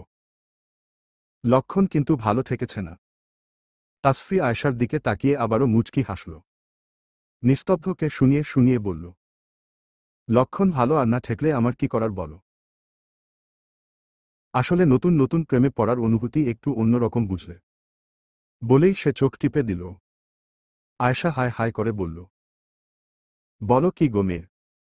আমার দেওরকে ছেড়ে আবার কার দিকে মন দিল গো মেয়ে? নিস্তব্ধ চোয়াল শক্ত করে নিল। দাঁতে দাঁতে চেপে সে নিজের রাগ সংবরণ করল। অভদ্র মেয়েটা বড্ড বার বেড়েছে আজকাল। দিন দিন তাকে কয়লার আগুনের দিকে ঠেলে পাঠাচ্ছে ইচ্ছে করে এই বজ্জাত মেয়ে। সেও দেখে নেবে। তাসফিদের পথযাত্রার সঙ্গে আয়শা আর পান্নাও যুক্ত হয়েছে। তাসফি তার শাশুড়ির থেকে জানতে পেরেছে আয়শা এতিম একটা মেয়ে। বিয়ের পর বাপের বাড়ির আদর কেমন তা সে কোনো কালে ঠাহর করতে পারেনি।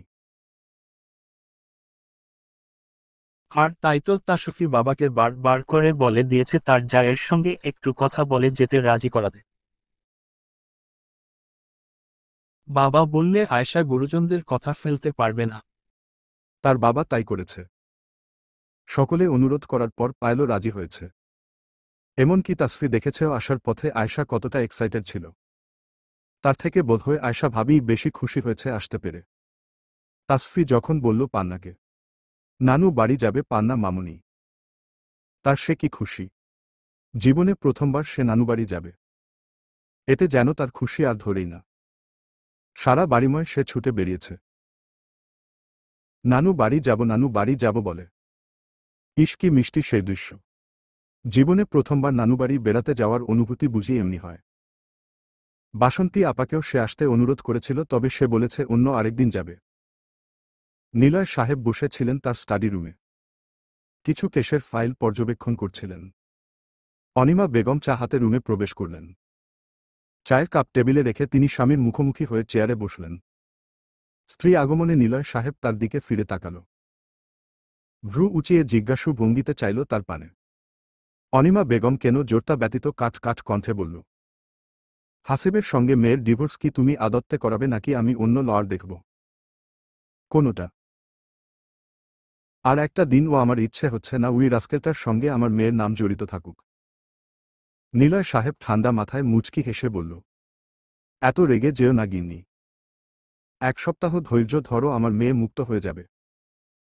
আর ওই রাস্কেলটার উপযুক্ত শান্তি আমি তাকে দিয়ে ছাড়ব। অনিমা বেগম থামলেন না। তিনি অন্য প্রসঙ্গে বললেন, আর ছেলের ব্যাপারে কি ভাবলে? তোমার ছেলে কি ভেবেছে মেয়েটাকে সারাজীবন এমন তুচ্ছ তাচ্ছিল্য করবে? ভদ্রলোক বিপদে পড়েছে, না হলে তার মেয়ের বিয়ে না কোনোদিন তোমার অমন গোমরা মুখ ছেলের সাথে দিত না। নিলয় সাহেব মনে মনে বললেন, ছেলেটা কার মতো হয়েছে দেখতে হবে না? হয়েছে তো একদম তোমার মতো গিন্নি। তুমি যেমন গোমরামুখ তোমার ছেলেটাও হয়েছে তো তাই। এখানে আমার দোষ কোথায়? আমার জিনের বেশিরভাগ পেলে ছেলেটা আমার মতোই হাসিখুশি হতো। কিন্তু হয়েছে তো সে তোমার মতো। বোধহয় বেশিরভাগ জিন তোমারটাই পেয়েছে। তবে ছেলে জন্ম দেবার পরিকল্পনা করার সময় কি আর একটু ভেবে করা উচিত ছিল? মিস্টেকটা কি করে হলো? তার কত জটিল জটিল কোনো কেসে তো এই পর্যন্ত কোনো মিস্টেক হয়নি। তবে কি সে সংসার জীবনেই একটা বড় সড় মিস্টেক করে ফেলেছে? অনিমা বেগম আবারও বললেন, আত্মীয় স্বজনকে ডেকে ঘটা করে অনুষ্ঠান করবে কবে তা ভেবেছ? তারা তো মুখিয়ে আছে ছেলের বউ দেখবে বলে।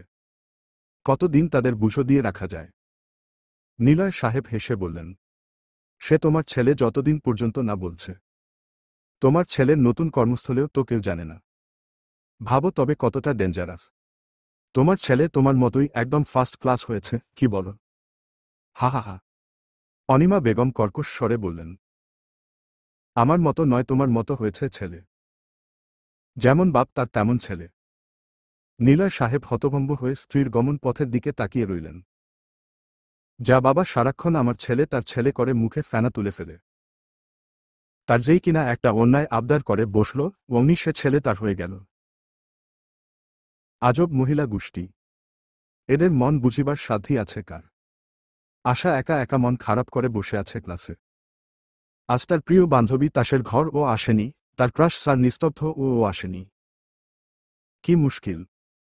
এখন সে একা একা কি করবেটা কি? প্রথম ক্লাস শেষে আশা বাইরে বের হল। একা একা বসে থাকতে ভালো লাগছে না আর। করিডোর পার হতে গেলে হঠাৎ কিছু স্টুডেন্টের অযাচিত কিছু কথায় তার চলন থামিয়ে দিল। কান পেতে শুনতে চেষ্টা করল কথাগুলো। মানসার সঙ্গে থাকা তার এক চেলা রাই বলল, তুই তো নিস্তব্ধ স্যারকে পছন্দ করিস, কিন্তু স্যার তো তোকে পাত্তাই দেয় না, কি করে পটাবি স্যারকে? মাঝে দেখি স্যার তাসফি মেয়েটার দিকে খেয়াল রাখে। কিছু তো ঘাপলা আছেই বুঝলি। আর মেয়েটাও বড্ড বার বেড়েছে। সেদিন তো তোকে থাপ্পড় ও মেরে দিল। কত বড় সাহস মেয়েটার দেখেছিস? মানসা শয়তানি হেসে বলল। হুমম, উই মেয়েকে তো আমি দেখে নেব। আজ কলেজে আসেনি, তবে আজই ওর খেল খতম করতাম। ওর বড় বড় চোপা ভেঙে দিতাম। আর নিস্তব্ধ স্যার তো এই মানসারই হবে। বাবাকে আজ বাড়ি গিয়ে বলবো স্যারের কথা। বাবাকে বলবো স্যারের সঙ্গে আমার বিয়ের ব্যাপারে কথা বলতে। অতএব নো চিন্তা। এই মানসাকে অপছন্দ করবে এমন কোনো ছেলে আছে? আমার এক চাউনিতে ছেলেরা লাইন লেগে যাবে। রাই বলল। বাব্বা একবারে বিয়ে। মানসা লাজুক হাসল। আরেকজন বলল, এই তাসফি মেয়েটাকে কি করবি রে? মানসা শয়তানি হেসে বলল, আসুক না একবার কলেজে, তখনই দেখাবো মজা। এই মানসা কি জিনিস সে হারে হারে টের পাবে। সব কথা শুনে মানসা চোখ বড় বড় করে নিল। আর নিস্তব্ধ স্যারকে বিয়ে করার কথা শুনে ফিক করে হাসতে গিয়েও আবার মুখে হাত চাপা দিল। না, এই অসাধারণ খবর তো তাসফিকে দিতেই হচ্ছে। তাছাড়া তাসফির কি ক্ষতি করবে ওই অসভ্য মেয়েটা? তাসফিকে সতর্ক থাকতে বলতে হবে। আজই বাড়ি গিয়ে ফোন দিতে হবে। মেয়েটা গিয়ে উধাও হলো কই? মানসার কথা শোনা শেষে দ্রুত করিডোর পার হতে গেলে মুহূর্তেই শক্তপোক্ত পুরুষালী অবয়বের সাথে ধাক্কা খেয়ে ছিটকে পড়ল সে।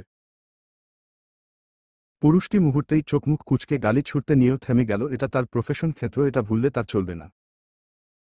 পুরুষটি নিজেকে সামলে নিয়ে আসার উদ্দেশ্য কঠোর স্বরে বলল, চোখ কোথায় রেখে চলাফেরা করো মেয়ে? যে জোরসে ধাক্কা মেরেছ, তোমায় ধাক্কায় আমার 32টা দাঁত ভাঙতে ভাঙতে বেঁচে গেছে এই শুক্রিয়া। খবরদার যদি আর এভাবে চলাফেরা করতে দেখি অভদ্র মেয়ে।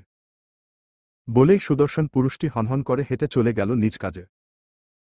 আশা তাজ্জব বনে তাকিয়ে রইল পুরুষটির যাওয়ার পানে।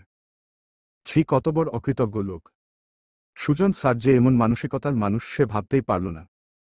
লোকটা ক্লাসে কি হাসিখুশিভাবে সবার সাথে কথা বলে, হাসি ঠাট্টা করে, আর তার সাথে কিনা এমন দুর্ব্যবহার করল।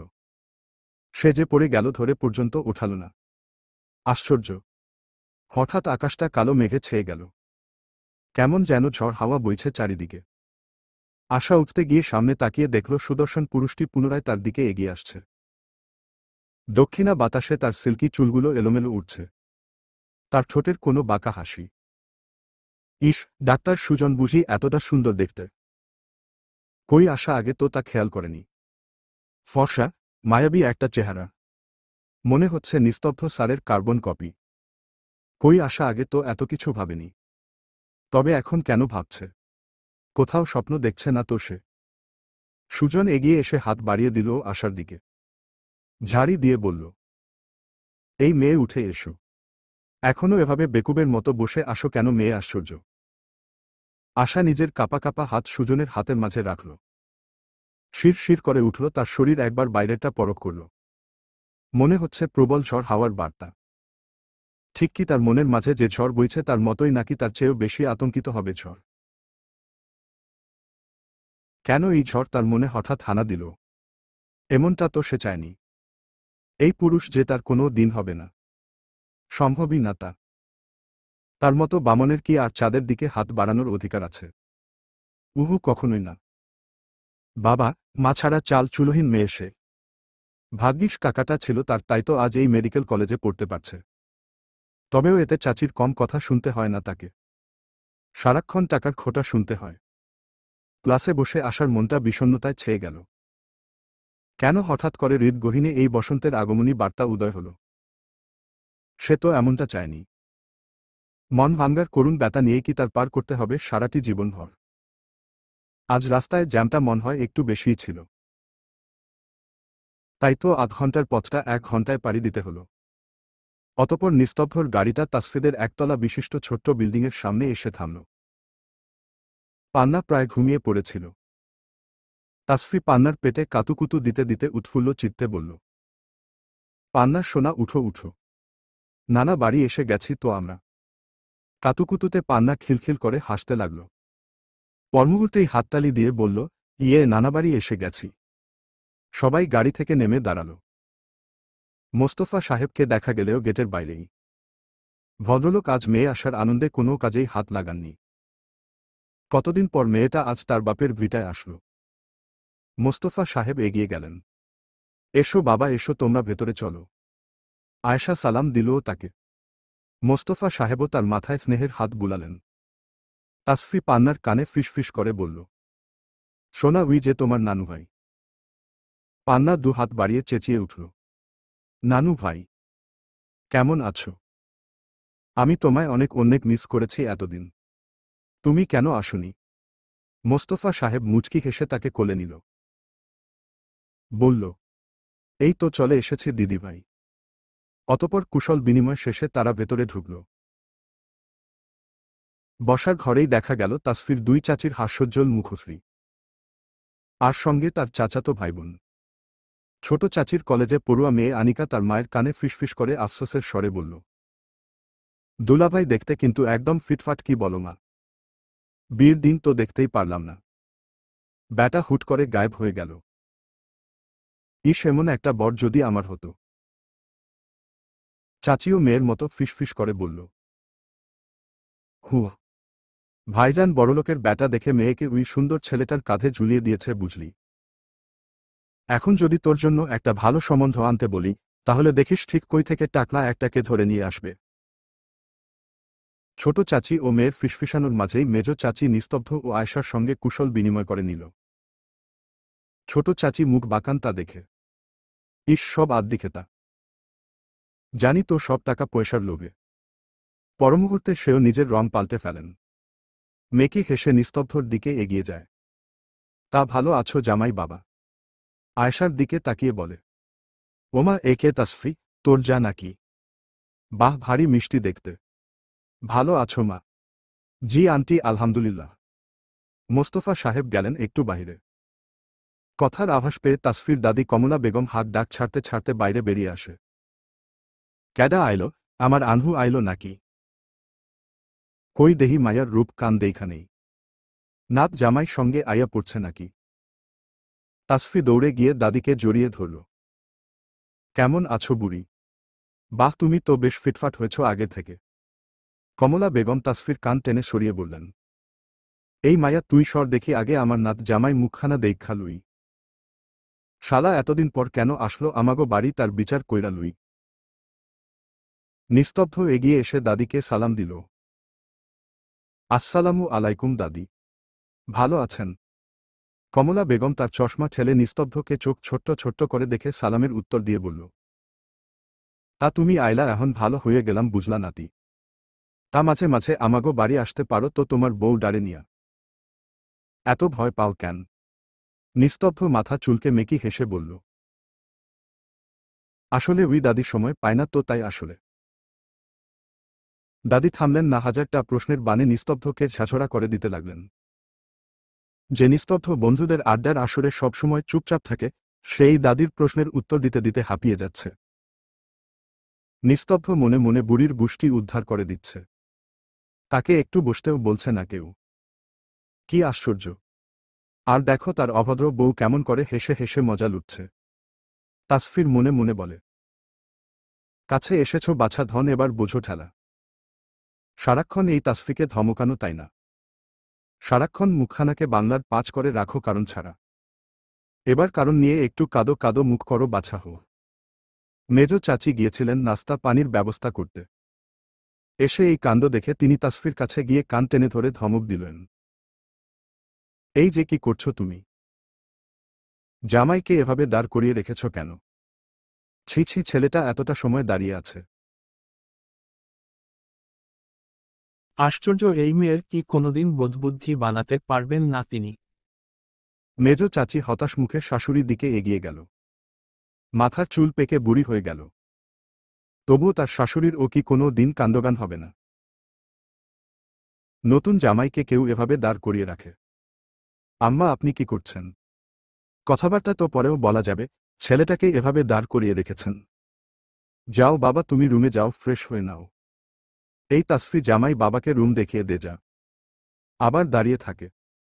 উফফ, নিস্তব্ধ এতক্ষণ যেন নিজের প্রাণ হাতে পেল। এমন দাঁড়াকলে তো সে কোনোদিন পড়েনি। তার নানি ও তো এত কথা বলে না। ইয়া খোদা! তাসফি মুখ বাঁকিয়ে নিস্তব্ধ উদ্দেশ্য বলল, আসুন জনাব। নিস্তব্ধ যত দ্রুত সম্ভব কেটে পড়ল। ওরা যেতেই মেজ চাচি বললেন, হ্যাঁ রে ছোট, তুই জামাই বাবাকে বসতে দিবি না, এভাবে দাঁড় করিয়ে রাখবি? ছোট চাচি বলল, আমি কি করব আপা? আম্মা ই তো কথা বলছিল। তুইও না। কি যে করিস? আয় আমার সাথে হাত লাগা। ওদের নাস্তা পানি দিতে হবে তো। মেজ চাচি মেয়ে রাহেলার দিকে তাকিয়ে বলল, এই যে তুমি দাঁড়িয়ে আছো কেন, যাও ওদের রুম দেখিয়ে দাও। অতপর আয়শার দিকে তাকিয়ে বলল, যাও মা, তোমরা যাও, ফ্রেশ হয়ে এসো। আয়শা মুচকি হেসে বলল, না না চাচির সমস্যা নেই, এই তো যাচ্ছি।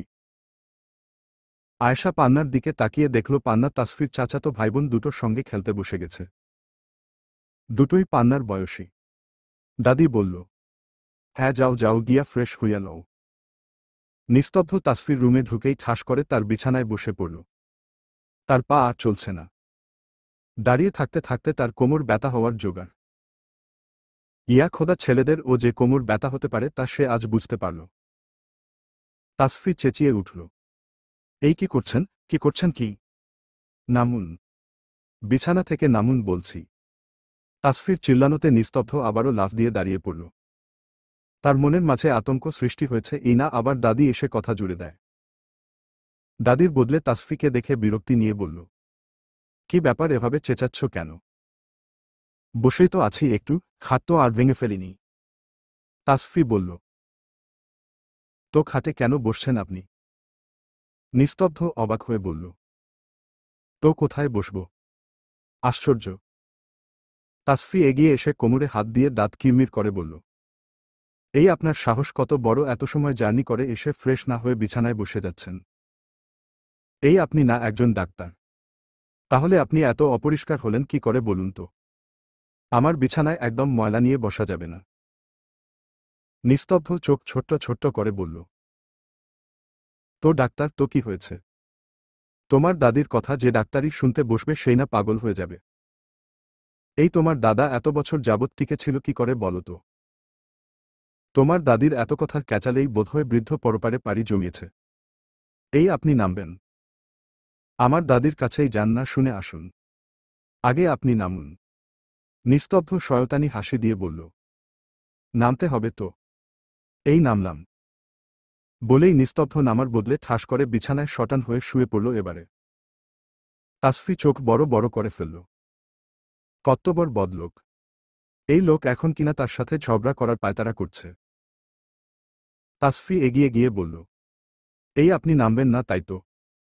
নিস্তব্ধ শয়তানি হেসে জবাব দিলও না। বিছানাটা আরামদায়ক। মনে হচ্ছে রাতে ঘুম ভালো হবে বুঝলে। তাসফি পাশ হতে বালিশ নিয়ে নিস্তব্ধকে মারতে শুরু করল। এই মেয়ে কি করছো, কি থামো। তোমার এই হাতুড়ে মারে কিন্তু আমি মোটেও ব্যথা পাচ্ছি না বুঝলে। তাসফি এবারে নিজেও বিছানায় উঠে বসল। দু হাতে দুটো বালিশ নিয়ে মারতে শুরু করল। নিস্তব্ধ থামাতে গিয়ে হঠাৎই তাসফির এক হাতের কবজিতে টান দিল। তাসফি ব্যালেন্স রাখতে না পেরে নিস্তব্ধ শক্তপোক্ত পুরুষালী শরীরের উপরে উবু হয়ে পড়ল।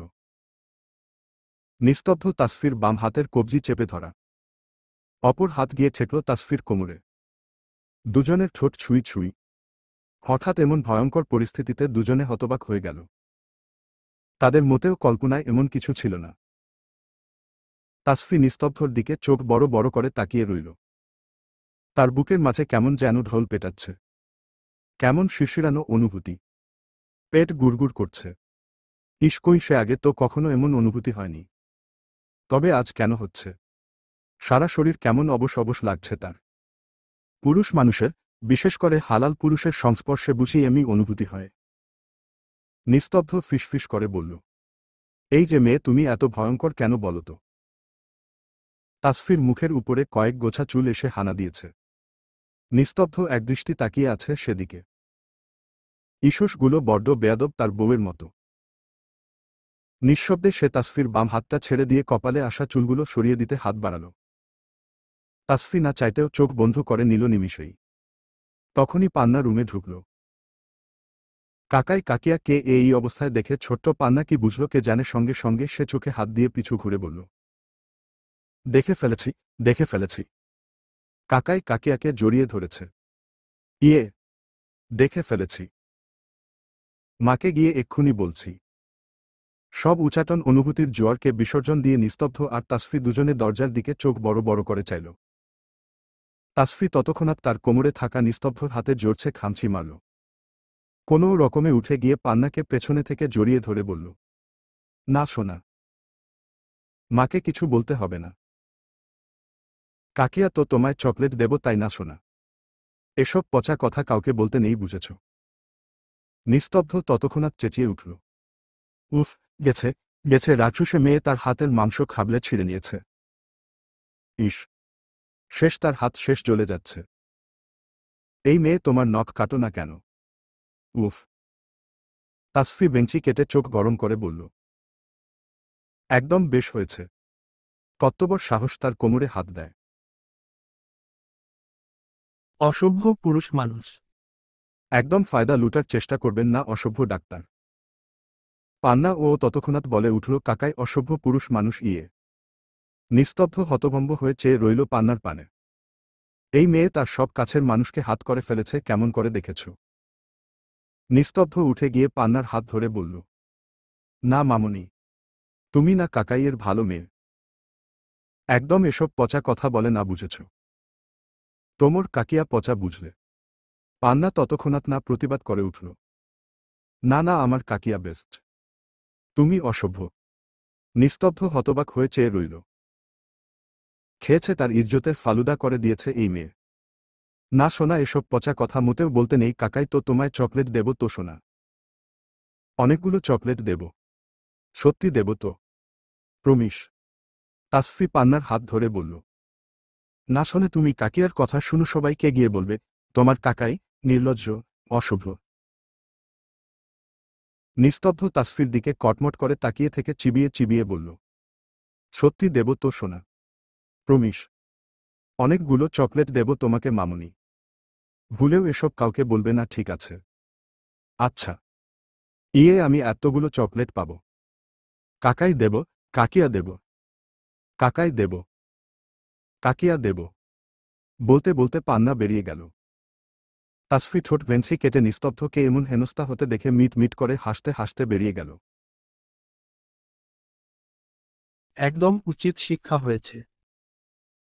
কত্তবর সাহস এই অসভ্য ডাক্তারের! তার মন ছোঁয়ার আগেই তার কোমর ছুঁয়ে ফেলল। ও মাই গড, ও মাই গড। শীত, শীত। সন্ধ্যাবেলার আকাশটা মৃদু উজ্জ্বল। সূর্যিমামা আজ দিনের বেলা দেখা দেয়নি বললেই চলে। তাই সে কখন অস্ত গিয়েছে বলাটাও ভারী মুশকিল। আকাশে স্পষ্ট গুমুট ভাব বিদ্যমান। মেঘে ঢাকা আকাশ। মাঝে মাঝে দুয়েক ফোঁটা বৃষ্টিরও দেখা পাওয়া যাচ্ছে। বাসন্তী একা বসে আছে ড্রয়িংরুমের বারান্দায় লাগোয়া থাই গ্লাসের পাশে। ইনায়া ভাবি আজ দুপুরেই বাপের বাড়ি গিয়েছে। রুম্পাটাও আজ আসবে বলে আসেনি। বাবা বাইরে, মা নিজের রুমে বই পড়ছে। বাসন্তী থাই গ্লাসের মাছ দিয়ে বাইরেটা দেখছে। এখন থাই গ্লাসের দিয়ে দেখা বাইরেটা যেমন অস্পষ্ট, তেমনি তার জীবনের বাকি ধাপগুলোও কেমন অস্পষ্ট। কেমন করে কাটবে তার সামনের দিনগুলো? সে কি টিকে থাকতে পারবে এই সমাজে? কে জানে। ভালোবাসার প্রতি তার দিন দিন কেমন গা শিউরে উঠা অনিচ্ছা জন্ম নিচ্ছে। যাকে ভালোবেসে হাত ধরল সেই তো বেইমানি করল।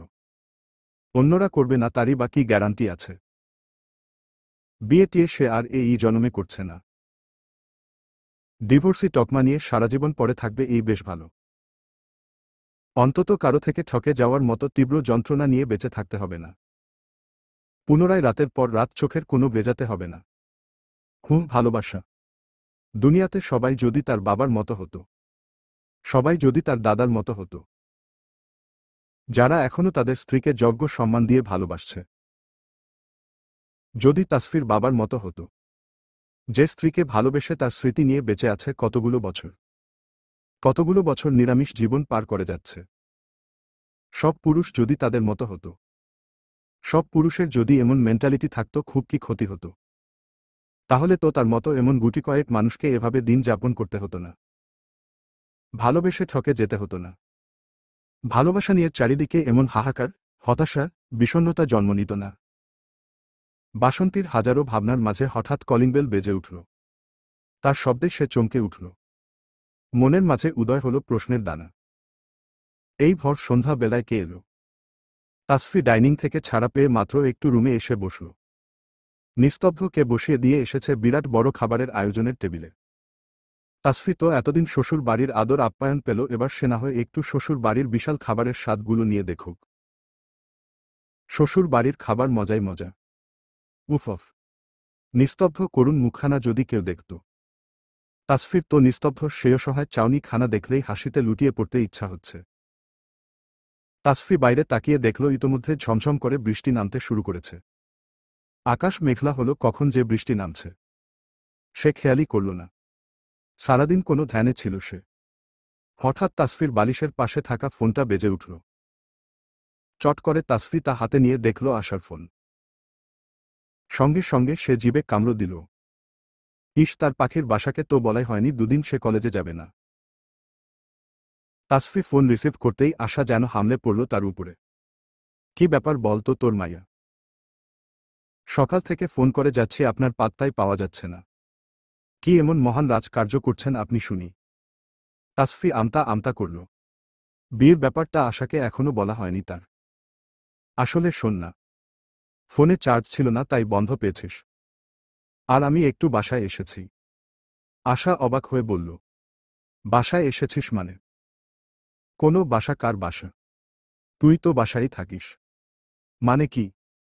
তাসফি ইতস্তত করে বলল, আসলে শোন না দোস্ত, আমার আসলে বিয়ে হয়ে গেছে তো। শ্বশুর বাড়ি থেকে বাপের বাড়ি আসলাম আর কি। আশা বিস্ময়ে হতবাক হয়ে ঠাস করে বসা থেকে উঠে দাঁড়াল। চোখ দুটো বড় বড় করে চিল্লিয়ে উঠে বলল, কি? তাসফি কানে হাত দিল, সঙ্গে সঙ্গে চিবিয়ে চিবিয়ে বলল, আসতে বল। এত চিল্লানোর কি আছে ভাই? আশা আগে থেকে দ্বিগুণ জোরে চিল্লিয়ে বলল, চিল্লাবো না মানে? চিল্লাবো না কেন? আমি 100 বার চিল্লাবো, 1000 বার চিল্লাবো।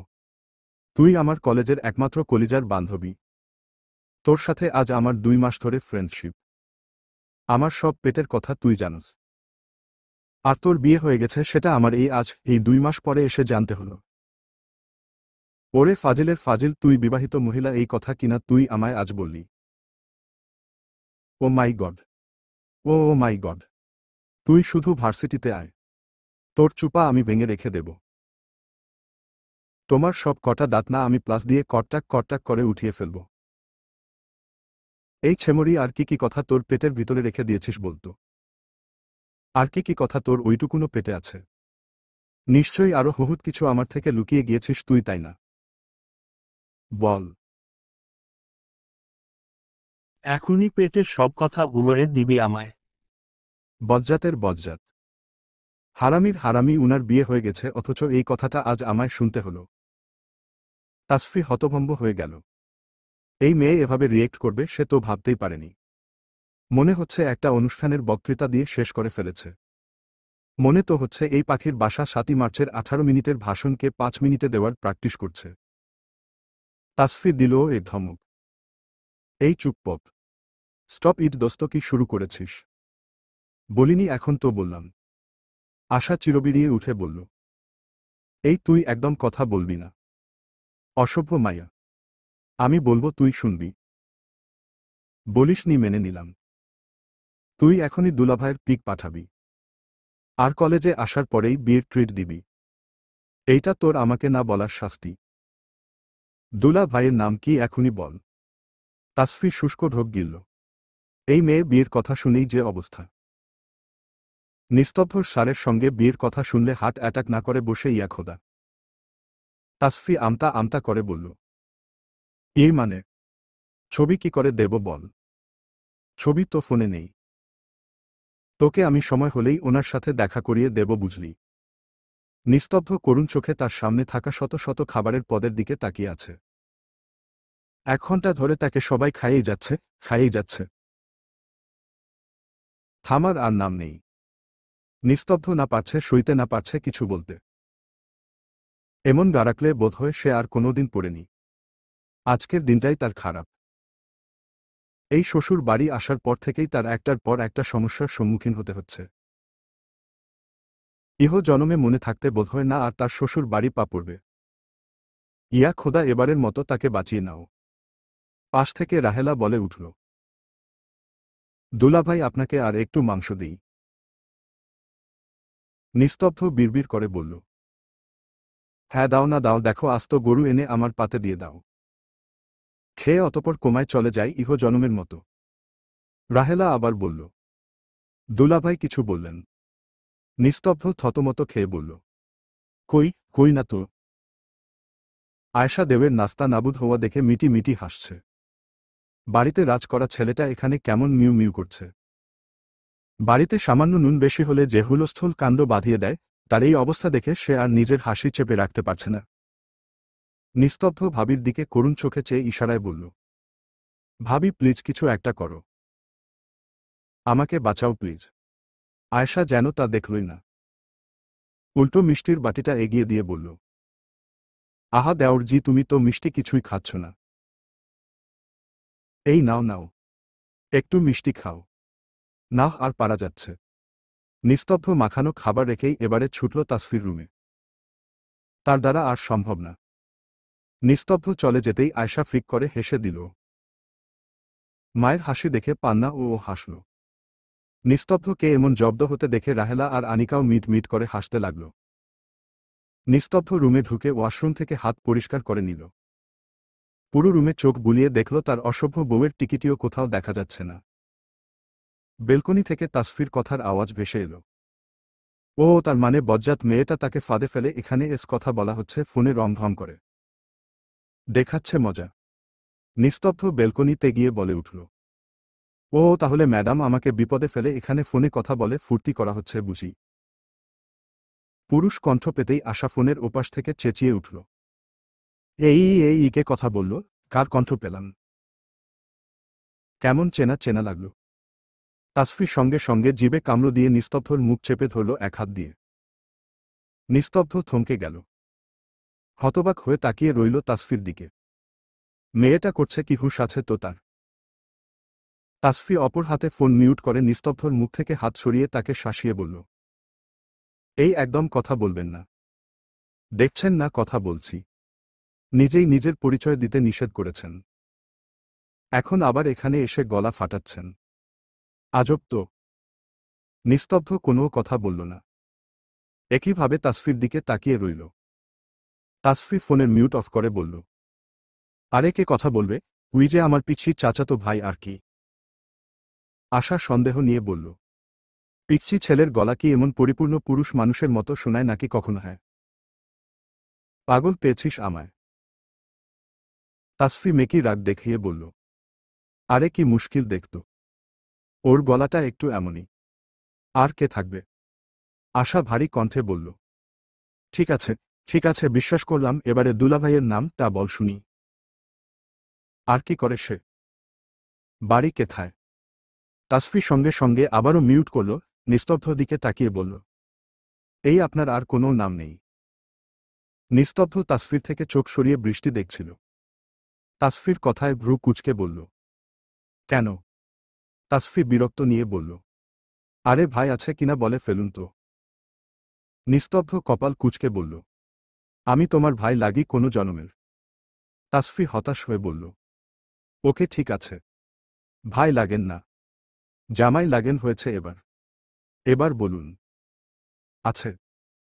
কি দরকার? আছে যখন একটু দয়া করে বলবেন কি? বলে আমায় কৃতার্থ করুন জনাব। নিস্তব্ধ থমথমে গলায় বলল, অনুভব শেখ। আমার দাদি রেখেছিল এই নাম। তাসফি ঠোঁট প্রসারিত করে বলল, মহৎ কাজ করে ফেলেছেন আপনার দাদি। ওপাশ থেকে আশা হ্যালো হ্যালো করেই যাচ্ছে। তাসফি মিউট অফ করে বলল, হ্যাঁ আশা বল। আশা বিরক্তি নিয়ে বলল, মাঝে মাঝে কোথায় হারিয়ে যাস তুই বলতো। তাসফি আমতা আমতা করে বলল, আসলে বৃষ্টি হচ্ছে তো নেটওয়ার্ক ঠিকঠাক পাচ্ছে না বুঝলি তো। আশা জানালার পর্দা সরিয়ে বাইরে তাকিয়ে দেখল সত্যিই বৃষ্টি হচ্ছে। বিল্ডিংয়ের ভেতর কখন বৃষ্টি হয় আর থামে বোঝাই মুশকিল। অতঃপর নিঃশ্বাস ছেড়ে বলল, যাই হোক এবার বল দুলা ভাইয়ের নাম কি? তাসফি ততক্ষণাৎ উত্তর করল, অনুভব শেখ। আশা উৎফুল্ল চিত্তে বলল, ভারী সুন্দর নাম তো। আচ্ছা পিক যেহেতু নেই কেমন দেখতে বলতো? নিস্তব্ধ স্যারের মতো হ্যান্ডসাম, নাকি আমাদের ইয়াকুব স্যারের মতো বেকুব টাকলা? হুম। নিস্তব্ধর নাম শুনে তাসফি খুব খুব করে কেসে উঠল। নিস্তব্ধর দিকে আর চোখে তাকিয়ে বিড়বিড় করে বলল, নিস্তব্ধ স্যারের মতো না ছাই। গোটা মানুষটাই তো উনি। নিস্তব্ধর দিকে আবারও আর চোখে তাকিয়ে মনে মনে বলল, দেখাচ্ছি মজা বাসর রাতে বউ চেনো না তাই না? দুদিন পর ঘর থেকে বের করে দাও। এবার তোমায় দেখাবো মজা চান্দু। তাসফির খেলা তো কেবল শুরু। আশাকে বলল, আরে কি যে বলিস? নিস্তব্ধ স্যার আবার হ্যান্ডসাম নাকি? ছে কি যে বলিস না। তুই ও না পাগল আশা। আর আমার বর কেমন দেখতে তাই তো। আর আমাদের ইয়াকুব স্যারের থেকেও বিচ্ছিরি দেখতে কি বলবো। ইয়াকুব স্যারের তো চুল নেই। আর এই লোকের পেটে ইয়া বড় ভুঁড়ি। দেখতে একদম জলহস্তির মতো। বাবা যে কি দেখে এই অসহ্য লোকটার সাথে আমার বিয়ে দিল, আমি তো সারাক্ষণ এইটাই মনে মনে ভাবি। নিস্তব্ধ ততক্ষণাই নিজের পেটে হাত দিয়ে চোখ বড় বড় করে নিল। কি বলে এই মেয়ে? তার এত স্লিম বডিকে পেট মোটা বানিয়ে দিল। আর সে কিনা জলহস্তি। অপাসের আশা কেসে উঠল। কি বলিস সত্যি নাকি দোস্ত? তাসফি বলতে গেল, আরে হ্যাঁ আমি কি মিথ্যা বলছি নাকি? বেটার গালে সারাক্ষণ দুর্গন্ধ থাকে জানিস তো। আর তার মুখটা কালো বানরের মতো। আর দাঁতগুলো বেড়ালের মতো। মনে হয় এখনই এসে কামড়। তাসফি আর বলতে পারল না।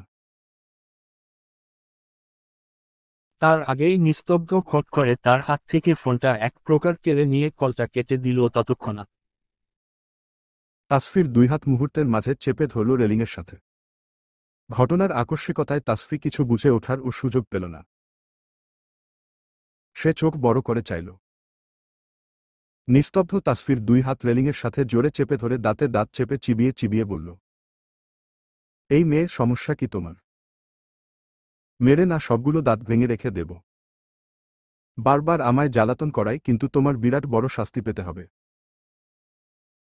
এই নিস্তব্ধ ইয়াসারকে না চ্যালেঞ্জ করো না বোকা মেয়ে। পরে কিন্তু ভীষণ পশ্চাতে হবে। থাপড়ে তোমার চোপা ভেঙে দেব। কি ভেবেছ আমায়? কিছু বলছি না দেখে মাথায় চড়ে বসেছ। নিস্তব্ধ রাগে ফেটে যাচ্ছে। কত্তবর সাহস এই অসভ্য মেয়ের দিনের পর দিন তাকে অবহেলা করে যাচ্ছে। তার নামে যা ইচ্ছে তাই বলে যাচ্ছে। চারপাশে তখন তুমুল ঝড়। বাতাসের এলোমেলো ঝাপটা। ঝড় হওয়ার পূর্বাভাস পেয়ে বিদ্যুৎ নিয়ে গেল হঠাৎ করে। বেলকনিতে এখন ঘুটঘুটে অন্ধকার। দুজনের মাঝের দূরত্ব 1 ইঞ্চি সমান হবে বোধহয়। নিস্তব্ধর ধমকে তাসফি সঙ্গে সঙ্গে চোখ বন্ধ করে নিয়েছে। হঠাৎ দূরে কোথাও বজ্রপাত হল। সেই আলোয় তাসফির গোলগাল ফোলা ফোলা মায়াবী ফর্সা মুখশ্রীর সেই বজ্রপাতের আলোয় স্পষ্ট দৃশ্যমান হল নিস্তব্ধর সামনে। নিস্তব্ধ থমকে গেল। নিস্তব্ধ হল। তার রাগীর চোখের পাতা হঠাৎ করে উত্তাল ঢেউ থামিয়ে নদীর মতো শান্ত হয়ে গেল। তার হাতের বাঁধন দৃঢ় থেকে একটু হালকা হল। হুট করে এক হাত তাসফির হাত থেকে ছুটিয়ে তার কোমর চেপে ধরল। মাঝে থাকা দূরত্ব টুকু মিলিয়ে গেল নিমিষেই। তাসফি চোখ মেলে চাইল। তখনই আবারও পরপর 4 বার বজ্রপাত হল। তাতে 2-1 মিনিট যাবৎ চারপাশটা আবারও মৃদু আলোকিত হল। দুজন মানবী তাদের চোখে চোখ রাখল। চোখের অসীম গভীরতা মাপতেই যেন ব্যস্ত তারা। পরিবেশের মতো উথাল পাতাল তাদের মন পবন। মন মাঝি হারিয়েছে কোনো দূর পাহাড়ে। কুল পাওয়া দেয়। তাসফির গোলাপি অধর জোড়া থরথর করে কাঁপছে। নিস্তব্ধ মন্ত্রমুগ্ধের মতো তাকিয়ে আছে সেদিকে। কোনো অদৃশ্য শক্তি তাকে চম্বুকের মতো টানছে। নিস্তব্ধ ধীরে ধীরে তাসফির মুখের দিকে এগিয়ে যেতেই আবারও বজ্রপাত হল। তাসফি কেঁপে উঠল, তার হুঁশ ফিরল। অধরে অধর মিলিত হবার আগেই তাসফি সঙ্গে সঙ্গে মুখ ঘুরিয়ে নিতেই নিস্তব্ধর পুরুষালী তপ্ত অধর জোড়া ঠেকল তাসফি বামগালে। বিস্ময়ে চোখ বড় বড় করে নিল তাসফি। পুরুষালী স্পর্শে কিছুটা কেঁপে উঠল সে। মুহূর্তেই নিজেকে শক্ত করে হাত আলগা থাকায় সে ধাক্কা দিয়ে নিস্তব্ধকে দূরে ঠেকে দিল। আঙুল উঁচিয়ে আগুন চোখে তার দিকে তাকিয়ে শাসিয়ে বলল, don't cross use limit mister নিস্তব্ধ ইয়াসার। খবরদার আমায় ছোঁয়ার চেষ্টা করবেন না। আপনি আমায় বউ হিসাবে মানেন না। আমিও চাই না আপনি কোনো মিসবিহেভ করেন। সো নিজের সীমার মধ্যে থাকবেন। Just mind read. বলেই সে ঠাস করে বেলকনির দরজাটা লাগিয়ে ভেতরে চলে গেল। খাটে বসে নিজের মাথা চেপে ধরল। উফ, সবকিছু এত অসহ্য ঠেকেছে কেন তার। নিজের অজান্তেই তার হাত খানা গিয়ে ঠেকল তার বাম গালে। সঙ্গে সঙ্গে চোখ বন্ধ করে নিল তাসফি। নিস্তব্ধ অন্ধকারের মাঝেই দীর্ঘ সময় দাঁড়িয়ে রইল সেখানে। পাগলা হাওয়ার ঝাপটা লাগতে লাগল তার গায়ে। উত্তাল বর্ষণ ভিজিয়ে দিতে লাগল তার সারা শরীর। নিস্তব্ধ ইয়াসারের চোয়াল বেয়ে বৃষ্টির ফোঁটা চুইয়ে চুইয়ে পড়তে লাগল। সুদর্শন মানবটির পণ্যের কালো টি শার্ট ট্রাউজার ভিজে যেতে লাগল বৃষ্টির ঝাপটায়। এই মুহূর্তে তার মস্তিষ্কে চলছে বুদ্ধিদীপ্ত কোনো অদ্ভুত রহস্য। যেই রহস্য নিস্তব্ধ ইয়াসাস ব্যতীত বুঝি কেউ জানে না। জানবে কেমন করে? সে তো কখনো জানতেই দেব না। অন্ধকারের মাঝে সেই সুদর্শন মানবটি প্রথমবারের মতন মন খুলে মিষ্টি করে হাসল।